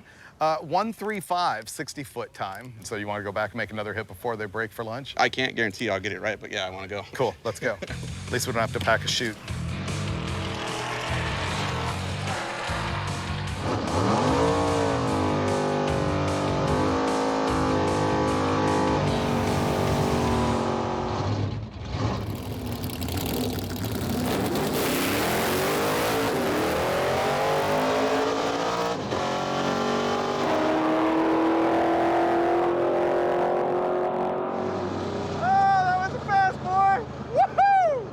That was better, 889 at 153 miles an hour. Now remember, this car's best ever is 852. His 60-foot was 1345. So pretty good. Now we're gonna take a quick break, probably fiddle with the car a little bit more. I'm guessing he's gonna want to put a smaller pulley on it. And we'll find out if he can do quicker than that. 889, 153. Oh, and the little pulley. Oh, dude. We're gonna have a good race. This is my 31 Ford Model A that's going to be running against Finnegan. You've never seen this car on Roadkill. It was built entirely on Roadkill Garage by my buddy Sam, who you'll see in the background, like helping me out with this thing, and also by Steve Dulcich and myself, and the engine by my buddy James Bostic. It's a 31 Ford Model A. It weighs 2,450 pounds. The engine is a 572 big block Chevy. It's actually the same heads, crank rods block that I used at Bonneville to run my fastest time ever. This thing has been 261 miles an hour at Bonneville. It makes 950 horsepower. It's got a Gearstar Power Glide, Mosier 9-inch, 410 gears, 31-inch rear slick from Mickey Thompson. So when you put that much power with this much lightness, you get a best ever ET right here at Famosa of 8.501 seconds at 151 miles an hour. Maybe it went 155 on that one. Here's what makes this race actually personal for me. Finnegan has supercharger, EFI, like strain gauge on the shifter, I think, all sorts of rocket science. I went exactly the opposite direction. This has no power adder. It's carbureted. It doesn't even have an electric fuel pump. It's a mechanical fuel pump. So even though they're both retro-looking cars, this is very much like new technology with boost versus old technology, all motor.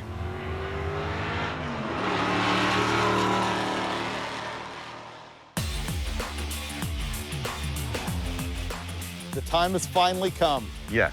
Make it 3 yards, my friend, and we'll have ourselves an automobile race. Boom.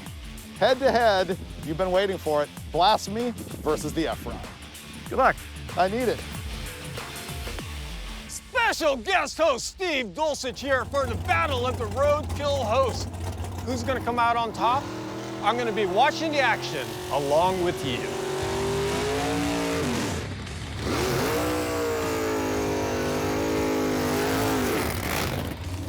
All right, ladies and gentlemen, we are off to the races. This is gonna be epic. 2 8-second Roadkill cars lighting it up for the honor of the fastest car on Roadkill. Here we go.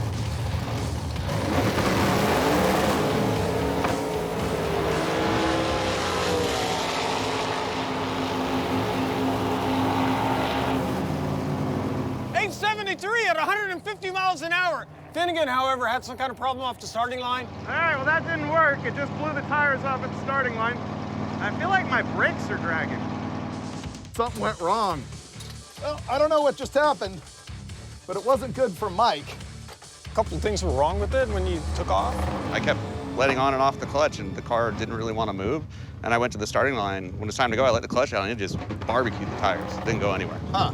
My car was a turd too, 872 at 150, and I red lit, so you won.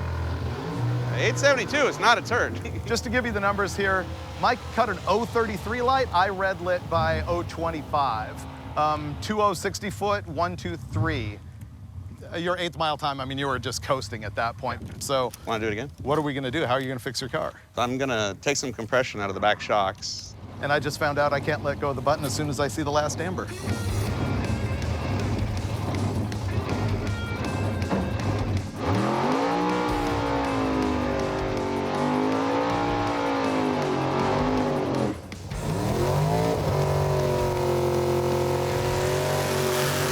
Wow!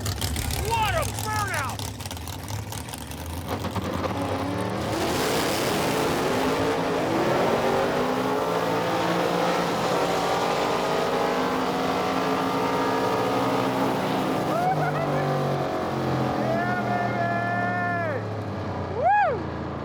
That was fast.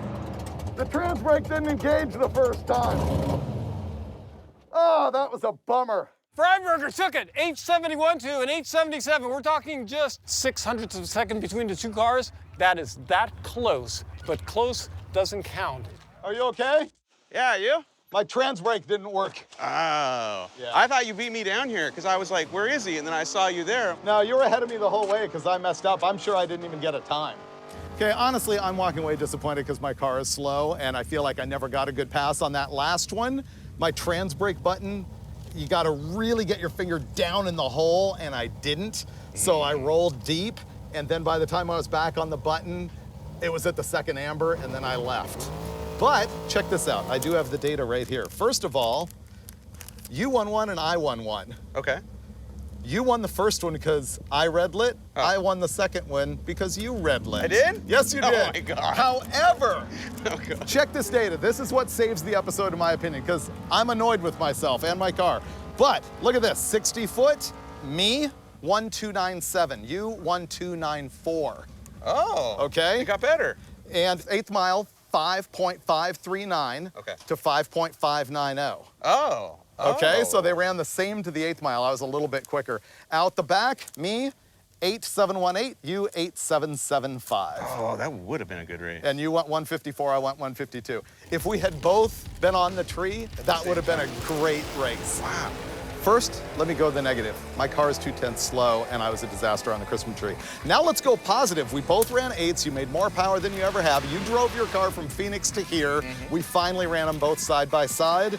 And if you bench race this ticket away from all of the reaction time garbage, they were really, really close, and it would have been a good race. We're gonna have to do this again. We have to do it again the right way. This was not that. Hemi in one piece is probably the biggest victory of the whole thing. It's not on fire and the rods aren't laying on the ground. I'm good.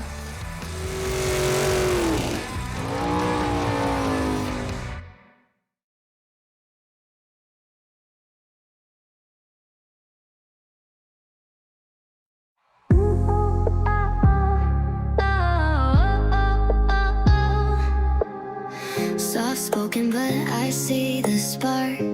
Hiding fire in the dark. Eyes down low, lips so sweet. But I know what's underneath. You play it cool, you take it slow.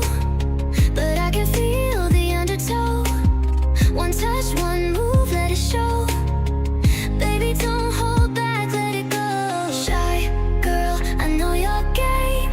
Innocence wrapped up in flames. Slow burn, but I feel the heat come closer. Give it all to me. Shy girl, don't be afraid. Tonight we break the masquerade. No more secrets, no more shame. Say my name, set this night in flames.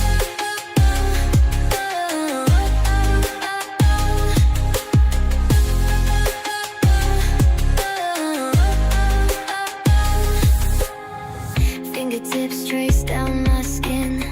You're a storm locked deep within. One whisper, one stolen glance. Let's turn this night into a dance. You play it cool, you take it slow. But I can feel the undertow. One touch, one move, let it show. Baby, don't hold back, let it go. Shy girl, I know your game. Innocence wrapped up in flames. Slow burn, but I feel the heat come closer. Give it all to me. Shy girl, don't be afraid. Tonight we break the masquerade. No more secrets, no more shame. Say my name, set this night in flames.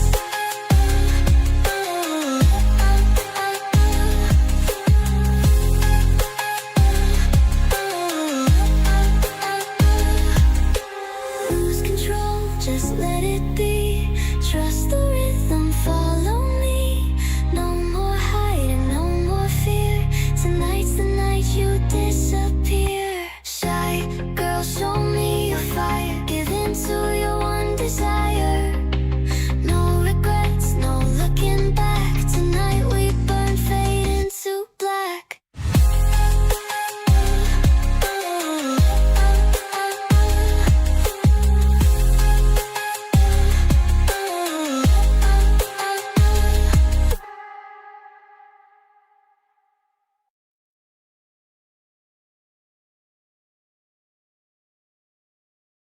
Roadkill by the numbers.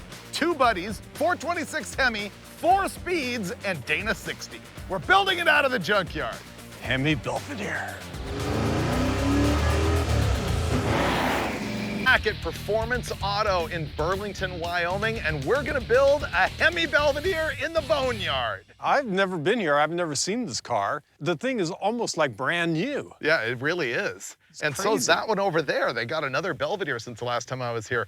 This junkyard, or actually like personal collection, is basically a Mopar specialist. They have a whole bunch of project vehicles here. That's what this one was. It's a 69 Plymouth Belvedere, no engine, no trans, and I brought parts, which I'll fill you in on, to make this thing great. And I'm gonna need both these guys' help because we've got 5 days and we're gonna replace every nut and bolt in the whole drivetrain.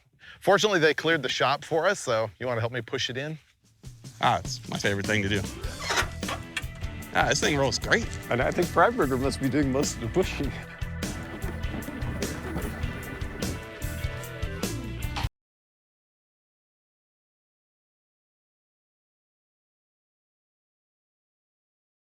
Key enablers, and he's been grinding me to get a 68 or 69 Roadrunner to match his Rec Runner. Thing is, they were like 20 grand and such. So when Finnegan and I were on a road trip in the General Mayhem and stopped here at Performance Auto in Wyoming, I found what I needed. We're buying this one.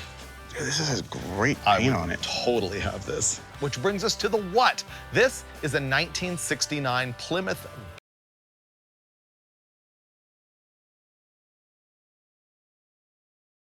It was so much cheaper than a Roadrunner, but it's the same car. You may not be aware that a Roadrunner is essentially just a high-performance Belvedere. Plymouth back then took their cheapest, lowest end, lightest weight, bigger engines, bigger brakes, bigger torsion bars, sway bars, and some stickers and stripes and garbage, and called them a Roadrunner, and it was a huge, huge hit. The 1969 Roadrunner was the Motor Trend Car of the Year. $7,000 for this thing.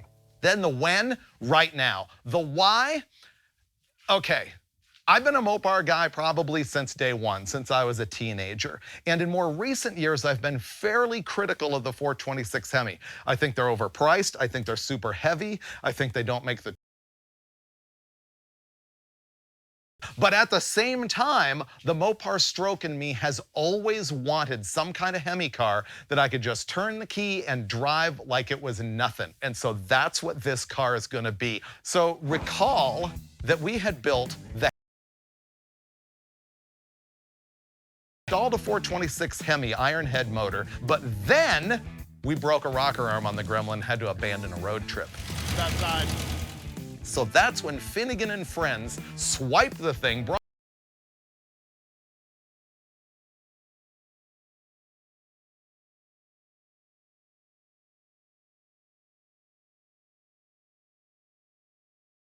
his place. He had Bostic Racing engines go through it. It makes 700 horsepower. It now lives in the Hemi Gremmy, which left me with the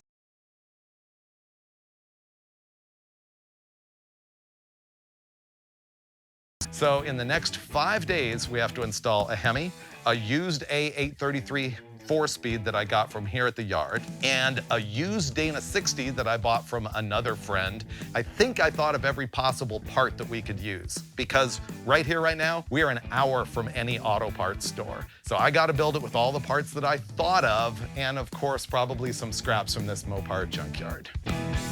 We've already made more progress today on this project than we made in the entire first day of that Mustang project in Washington. Oh yeah, that was horrible. We didn't get very far on day number 1. This is great. Basically, the car needs engine, trans, drive shaft, rear end, rear suspension, cooling, Everything that makes it go. Right. Yeah. So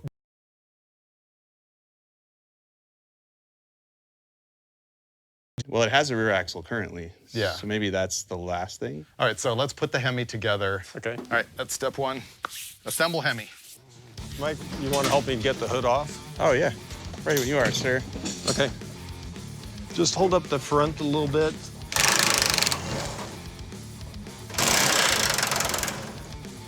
Oh, wow. We just handled that like nothing. It's pretty light, too. Yeah. Steve, can you tighten this around? There we go. Stop. more. That's it. Okay. Yep. Mint. Oh, that doesn't go to a main cap. What does it go to? There's a main cap right here. There's an angle bracket, Oh. but we're not using it. I'm changing the oil pan because I've learned my lesson so many times about like thrashing on dirt and corners without a road race pan. Okay. I think that's it, right? Okay. All right, I'm gonna need some pipe plugs. Bink. All right, oil pump next. There we go. One of the things I want to do is modify the steering column. Now, this is a column shift car, so it has these arms here, which come off the bottom of the column and activate the transmission shifter. And they're just in the way when we're going to put that big Hemi in there. So I'm going to cut those off.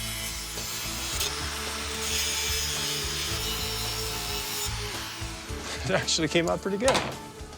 The 426 Hemi uses a different motor mount than the other big block V8s in the Chrysler line. The good news is that the K-member in the car is the same, be it a 318 or a big block.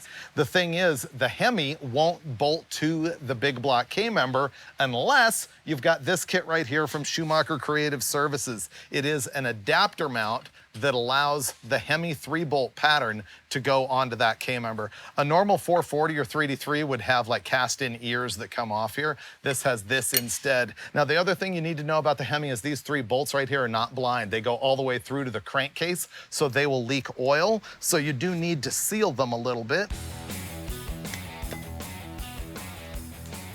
All right, I hear good things happening. It's the sound of a beer being cracked open, or what are we talking about here? What kind of good things? And I know we're gonna break this in properly for 200 or 300 miles before the first burnout or, drag race. So I'm gonna go the extra mile and wipe my handprints off of this. 80 to 120 grit surface finish, driving 750 miles on the highway. We don't need that kind of negativity here on Roadkill, so we're just gonna send it. A little higher? We don't have our dowels in the back of this block. Oh, really? Yeah. That's a good catch. Finnegan had the astute observation that the dowel pins were missing from the back of the block, and those are critical for locating the bell housing. And he probably knew that because you probably took them out. That's my guess. Yeah? So there's supposed to be a stack of big blocks over here. We're gonna go find it. Here's 440s. Well, I found a couple big block Chryslers here that have the parts that we need, including distributor hold down and dowel pins on the bell housing surface. I have my feet down on terra firma. When it comes to taking out dowel pins, I don't live in illusion, I'm not trying to send a rocket to Mars. I know that they're gonna be stuck. These are all big blocks. And they're firma. Now, if you had a small block, they go all the way through and you can hammer them. Oh, this is working, Steve. Oh, yeah. You're a genius. Attaboy. Are you? Here you go. Next one. Ah, Got it. bingo. Now we can put the engine in the car. Like butter. Right there. Want a souvenir?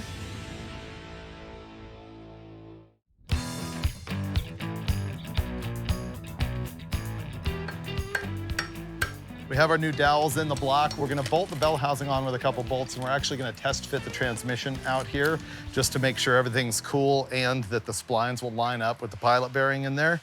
And that way, hopefully we don't have to fight it as much once we get underneath the car. This little ear right here. I used to say we're not very good at this, and that used to bother Freiburger. And now my opinion has changed. This is season 13. We are very good at this. You know how I know?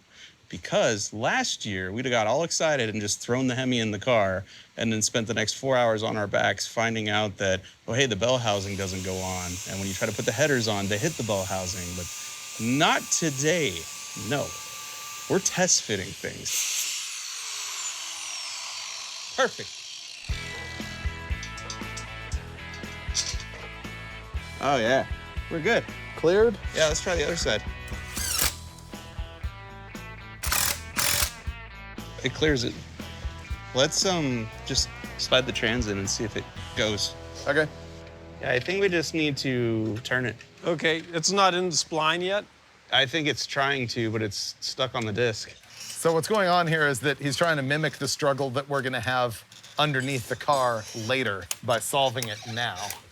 The Hemi 4-speed is distinguished by an 18 spline input, and this has a 23. It's just the transmission that was available. So it's a little smaller. It's not technically correct, but we don't care. You know, we're trying to test fit things and make sure that once it's in the car, we don't have a problem putting the transmission and mating it to the back of the motor.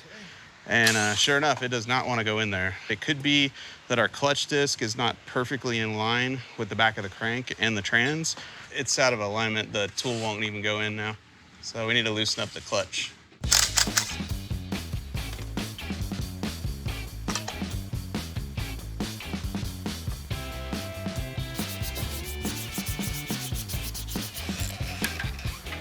Nice. We just did this on Finnegan's Daytona, and we know that with this oil pan, it won't go in with the clutch and flywheel because it'll hit the firewall. So we should remove it after all that trouble we just went through. We spent so much effort getting the clutch perfectly aligned, and now it's got to come back off. Oh, that disc is slippery. This car is, at this moment, getting a Hemi for the very first time. It is. In a shop that's never had a Hemi in it before. Yes. That's what they said. Looking good. Let's get the headers in. Let's go halfway down first. Wow, that wants to go down really quickly. They're gonna have to kick Why don't you get this header in? This Hemi's 426 inches, and it has been built up a little bit. It started out as a Mopar crate engine. It's 10-to-1 compression. It has a small hydraulic roller cam in it. It's like 242 at 50, I think. And on our Engine Masters show, this thing made 560 horsepower. So it's not a killer, but it'll be fun. We are real close to my motor mount. Yeah, you're square over the motor mount. That header is gonna... You've got it too far back. If you go down, then that helps my situation. All right, here comes down, very carefully. So this isn't perfectly aligned because the screwdriver will go through it, but this bolt won't.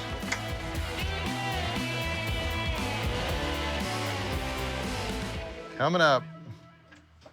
Is that engine tilting? Yeah, Or am I crushing the oil pan? it's tilting. It's tilting. Let's go slow.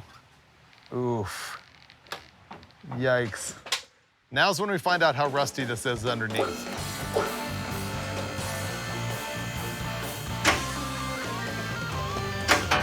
Okay, this will go right on. Let's bolt it in. Okay, go. Before we put this header in, let's put the flywheel and the clutch in. This is disturbingly easy. I feel like something's about to go wrong. Don't talk David, about it. why would you say that? Now we're going to install the clutch again after we test fit it outside of the car. This is a McLeod Street Extreme setup. I like it because it's got the ceramic pucks on both sides of the discs. And Steve and I have figured out that these withstand our abuse right out of the box better than like the typical friction material. Okay. Good? I think so.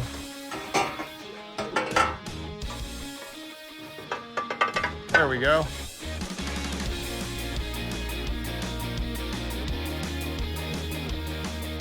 We're actually about to try and put the transmission in. We've been making incredible progress. The B-body actually uses a different cross member for a 4-speed than it does for a 3-speed or an automatic. So I had to order that on eBay. They didn't have one here at the yard. Maybe a little on the tip, you know, just. This thing's actually really rust-free. It's undercoated, which is a bummer to me, but it's not bad. All right, go ahead. Yeah, tail Okay. up. It should go in. I don't know how we're looking left to right, but this thing should go in. The back of the trans has to come up a little bit. There we go. Oh, Nice. yeah. Nailed it. Is it all the way in? It's real close. We just need to put bolts in it.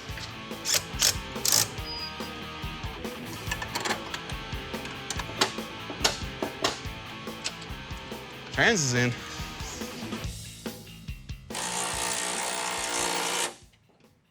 It's installed but not tightened. We still have a lot to do. But I'm concerned about the piece of wood that we put between the Hemi and a firewall. I hope it's not caving in my firewall right now. Look, a Hemi and a Belvedere. I know. That's pretty sweet. Right on there. And I'm just gonna take the chain off right now because I don't think we're gonna need it. No. I'm gonna go out on a limb here and say this was the most successful first day in the history of any roadkill shoot. it was pretty incredible. Like, wow. Yeah, Yeah, it was pretty amazing. It's in the car. Yeah. Day 2, we cranked it yesterday. Yeah, we got so much done. Oh my God. So, Steve, what's your plan for today? Well, I mean, I think we have a whole bunch of stuff to do here at the back of the car. Well, I think you guys are gonna mess with that, and I'm gonna go to the front and finish up bolting the headers in, bolting the trans in.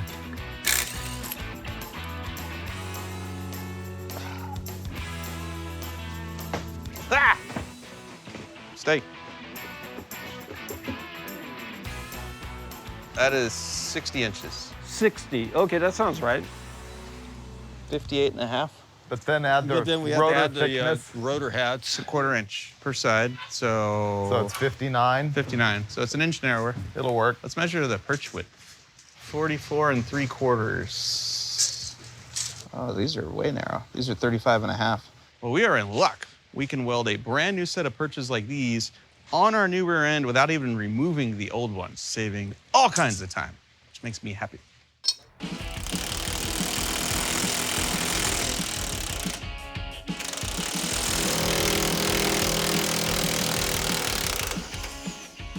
Oh, wow, that was a good one. Okay. It's frightening. All right, I'm just wrapping up the headers here. These are a 2 1/8 inch header. That's the primary size from TTI Exhaust. I got the chrome ones because they're cheaper than the ceramic coated ones, and they fit really well. However, you cannot fit a bigger torsion bar in this car without denting the header. Aside from that, mint.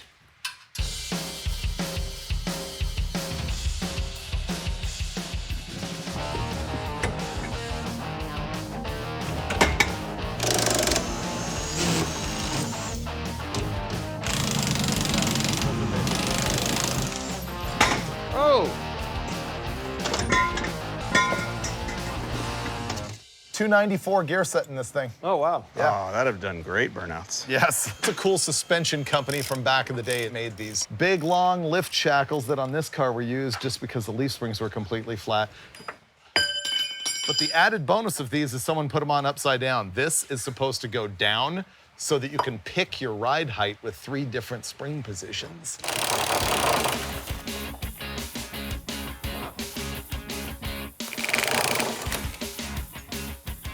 We're just assuming that this gas tank's all full of crud, so we're replacing it. Okay, we gotta work the fill tube out of its grommet.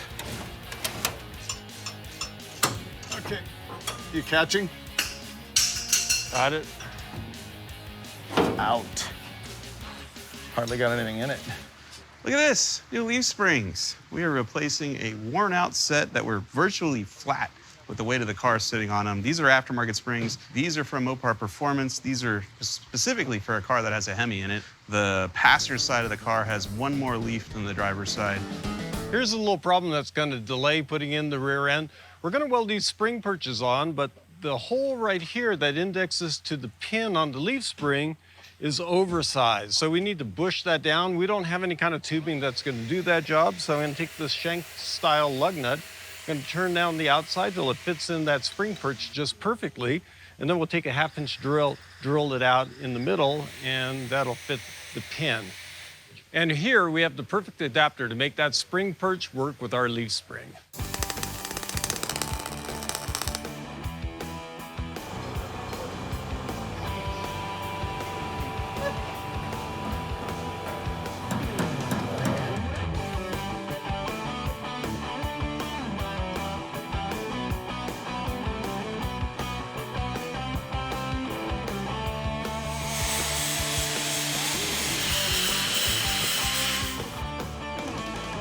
What we're doing right now is we're going to loosely bolt the rear end on. The spring perches are in place.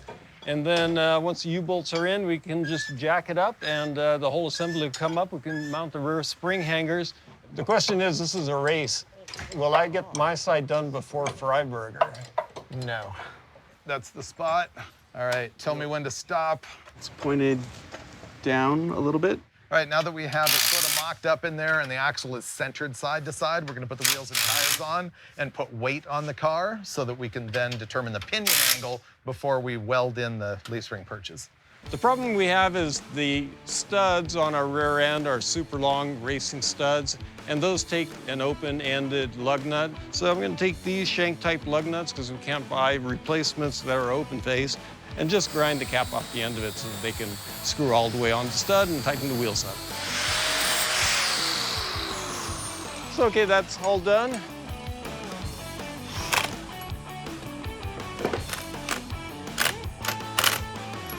This is it, the first time we're gonna set the car all the way down on the ground with the new wheels, tires, springs, and differential. We're gonna set it down and then figure out our pinion angle.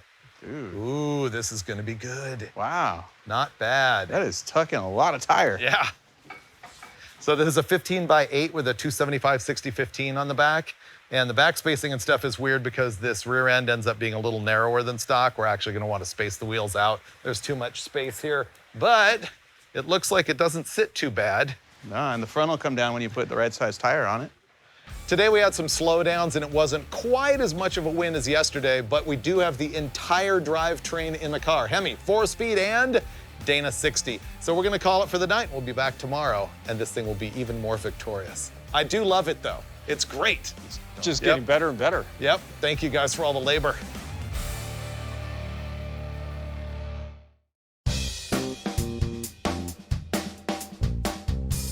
Good morning, big rain last night, more coming in over there. I'm out shopping. We realized that I neglected to order a fuel pump for the Hemi. I just need to find a 361, a 3D3, a 440, and find out if the fuel pump will oink or not. I'll show you that in a minute. Let's see if I can find one. This is my unit right here. Here we go. And there's the pump. Remember I mentioned to you that I'm gonna find out if it oinks? You gotta know if the diaphragm inside the thing is wasted or not. And if you move the lever and it sort of makes an oinking sound, then you're usually pretty good. That one is locked up solid.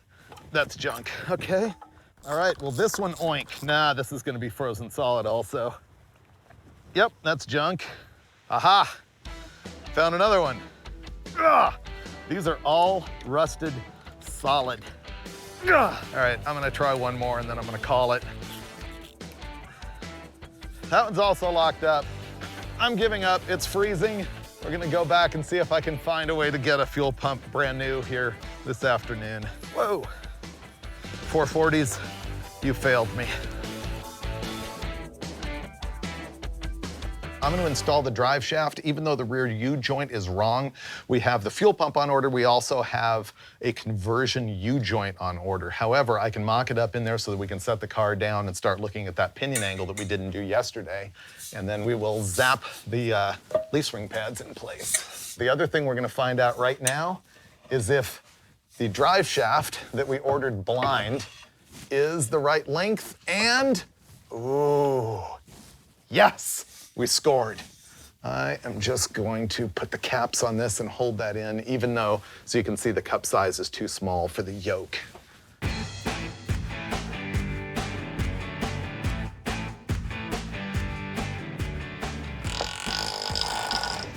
Breakfast. Okay, one down. All right, you're there, buddy. Done.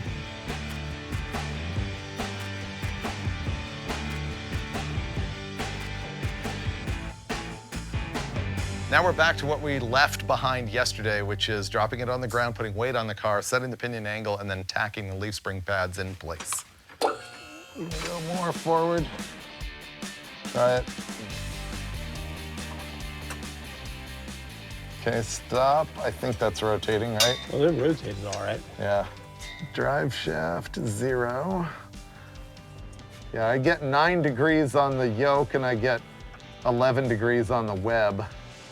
Wow, that's ballpark where we want it, right? Probably.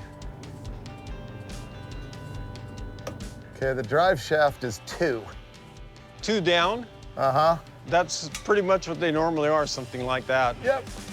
Dave and Steve got the pinion angle all dialed in on the rear end, which means I can now go under there and MIG weld just little tacks to hold the saddles to the axle tubes. If I throw one more tack on it, we could lift it up. With the wheels off, I might be able to weld the thing without taking the axle back out. The car is off the ground, in the air, the wheels are off, because I'm just gonna do all the welding here. We're not even gonna take the rear end out, because I think we're just all really excited to finish this thing and hear it roar to life.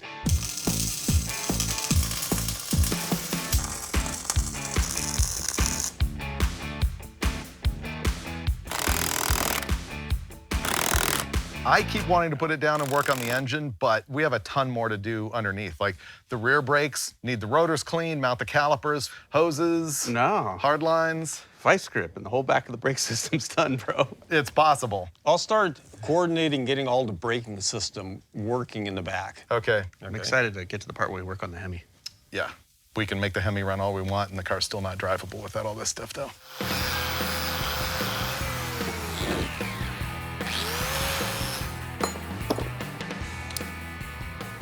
Hey, the parts are in there. Hey, and the shoes are new. It's all brand new, leave it alone.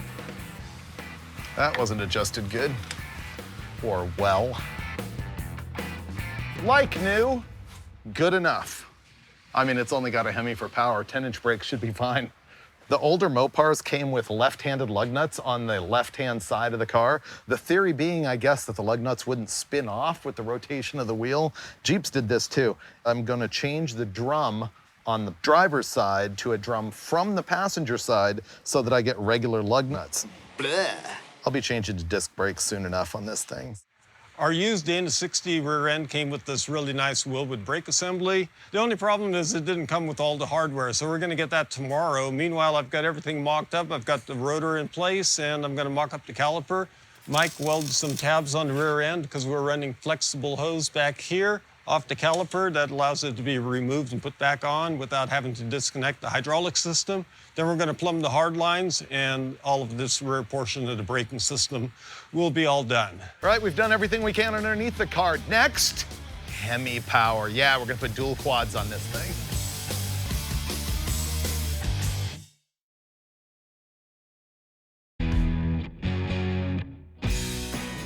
Oh, and then it hit again. How in the world could it be hitting it, though? Yeah, can you go ahead and turn it, David? Okay. Yep, I think. Oh, wow. The head of the ring gear is this part of the flywheel, and it's hitting the body of the starter. For the last half hour, we've been staring at this car going, why doesn't the engine want to turn over very easily? And I look up and I see that the body of the starter is actually hitting the flywheel. And I'm really hoping that when he moves this starter out of the way, that solves the whole problem. Spin it. Easy. Easy. I need 3 easies. Easy. Yes. That's it.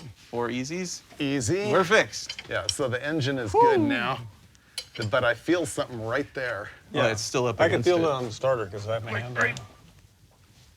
There. Yeah, it just machined the flywheel with the starter body. So we just need to put a little chamfer on it. And it should be good to go. I'll get a grinder. Woo! Starter's hitting the flywheel, that's no good. We need to shave the body of the starter down right where it's contacting the flywheel.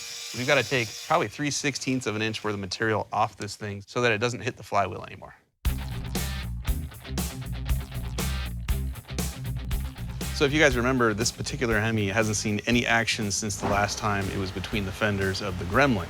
And the reason is that we actually had a push rod, this one right here, pop out of the lifter, pop out of the rocker arm adjuster. If you've got any kind of adjustable valve train, you can glance at the adjuster nuts and look at where the set screw is in relation to the nut. And look at all of these, how they're virtually flush, and then boom.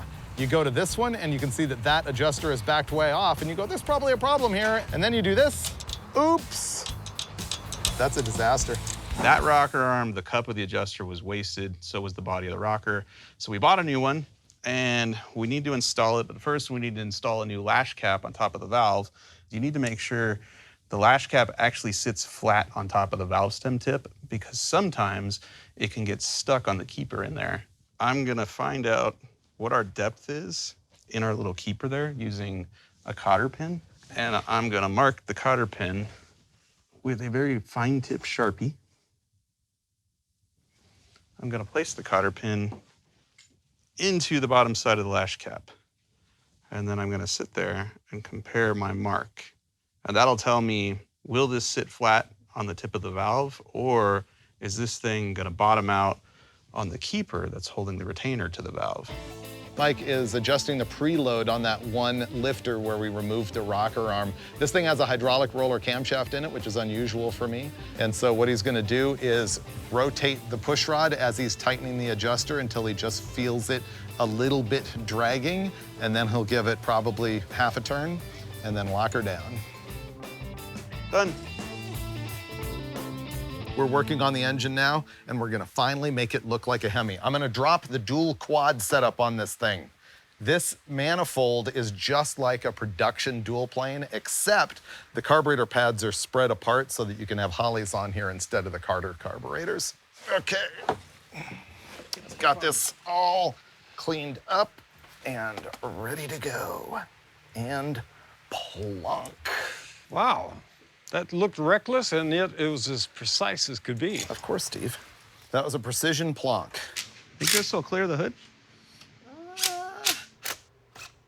This car came with a column shift manual transmission, and the floor shift car came with this auxiliary hump and a hole cut into the floor pan. So we've got to add that component. I've got the floor marked. It had already been hacked out pretty roughly, so I've got to cut it out for shifter clearance. Then we'll weld this in, and we'll have converted this thing to a proper floor shift car.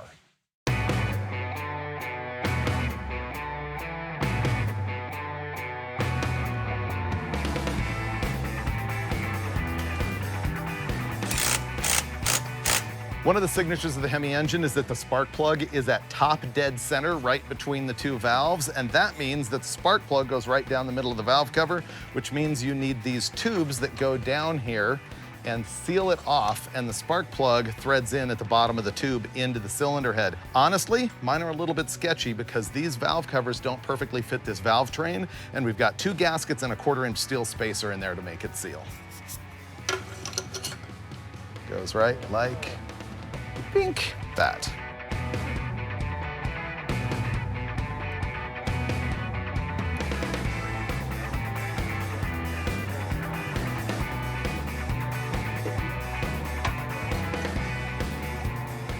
Finnegan and I are making a new throttle bracket. I'm cutting, he's gonna weld and fab. We're just fiddling with the small details. Finnegan just made a genius throttle cable and return spring setup. I got a fuel pump push rod with a bronze tip because of the billet camshaft. Oh, the guys from the Junkyard had a brand new fuel pump. Probably not what I would have chosen for myself, but hey, it's gonna make the Hemi run. That's all we're trying to do. What are you guys gonna do next? Cross something off, hopefully. I feel like we did a lot this morning. Yeah. But I gotta be honest, there's not a lot on here to cross. No, probably not. I'm about to put all sorts of grease on the fuel pump push rod so that it sticks up in its hole so I can put the fuel pump in. Ready? Bloop.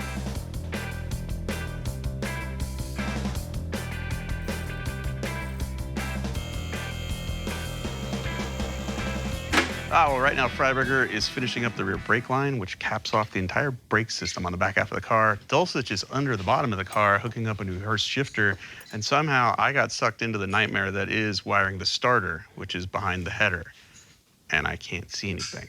So I'll be over here, crying.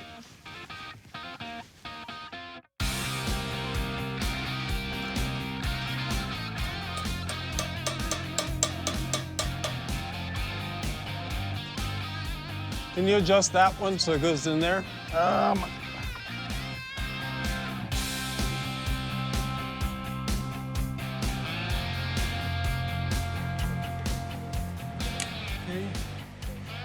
And first, second, third, fourth, reverse.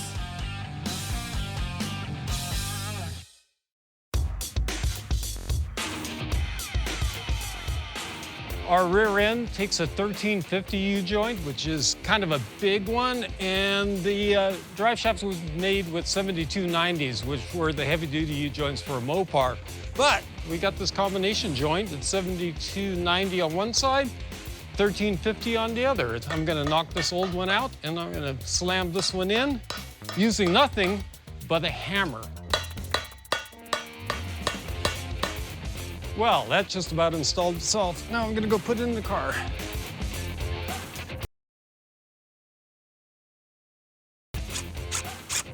That's it. Drive shaft completely done.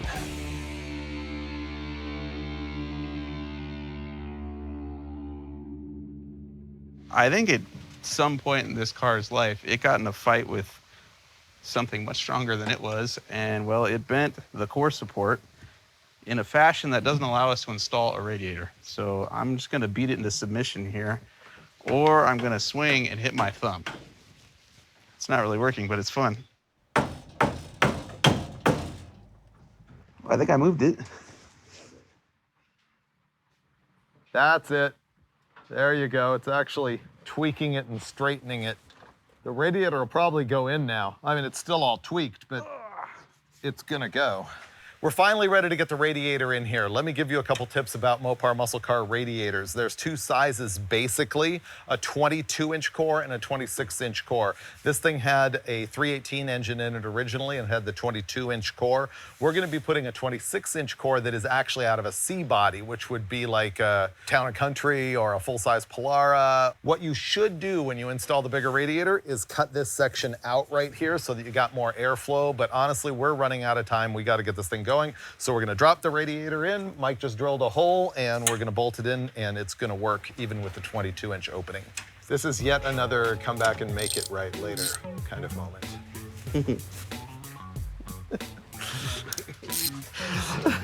This car is rapidly becoming one of my favorites. Great. Those guys gave me this shroud off of this radiator.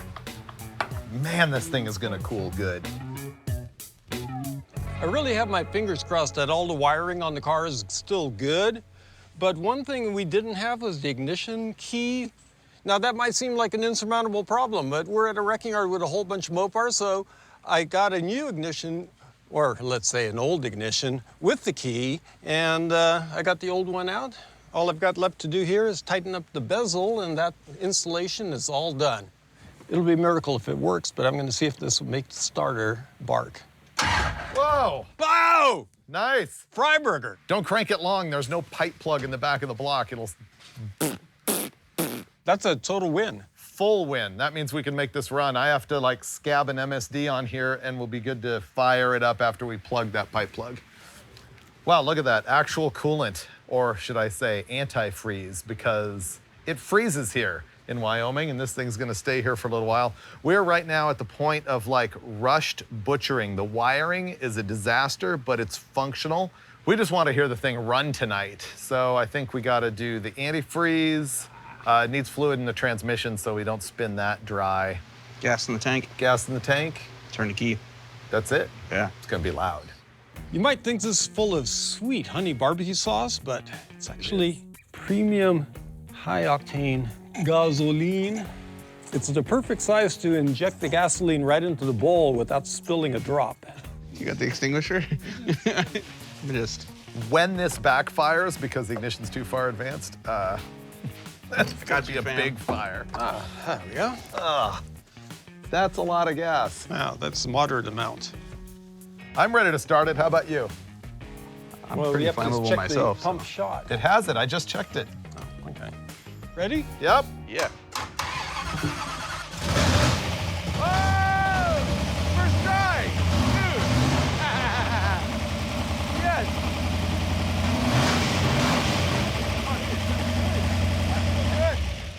Yay! That's all we needed to know. We wanted to be a little further ahead tonight, but hey, it's driving tomorrow. We have a running 426 Hemi. Dude, nice work, fellas. Yep. Thank you guys for all that thrash. I mean, it's a little butch around the edges, but it's a perfect start. I'm gonna sleep good tonight. Yeah. Me too. Because we're gonna do burnouts tomorrow. Yes, we are.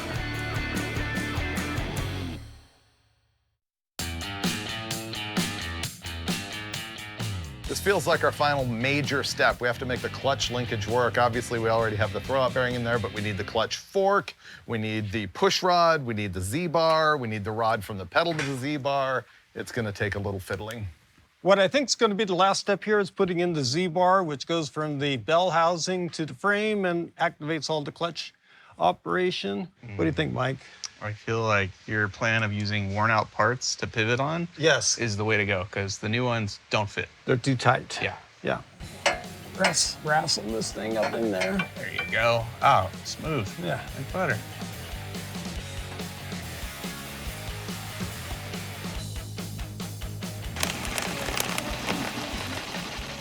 Ah, these offset washers are terrible.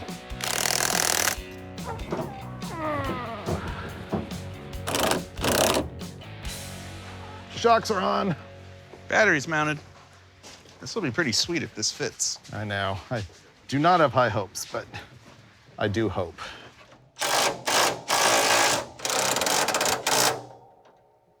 And we attempt it.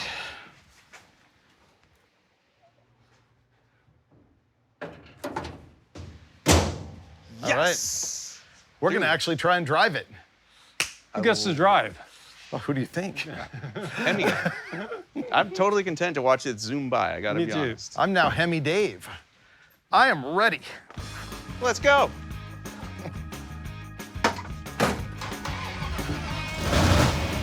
First drop.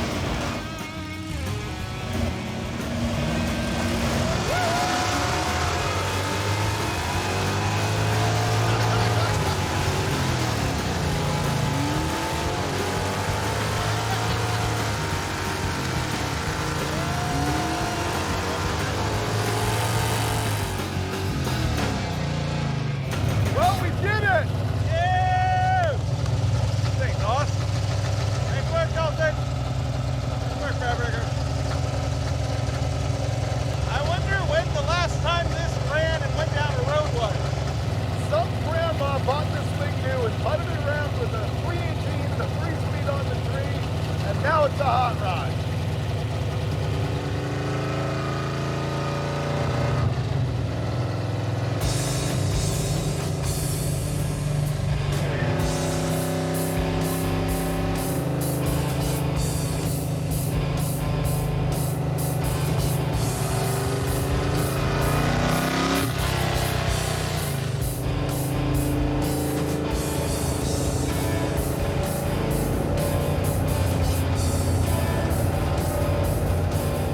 There it is, my 1969 Plymouth Belvedere that is now loaded with a 426 Hemi, a 4-speed, and a Dana 60.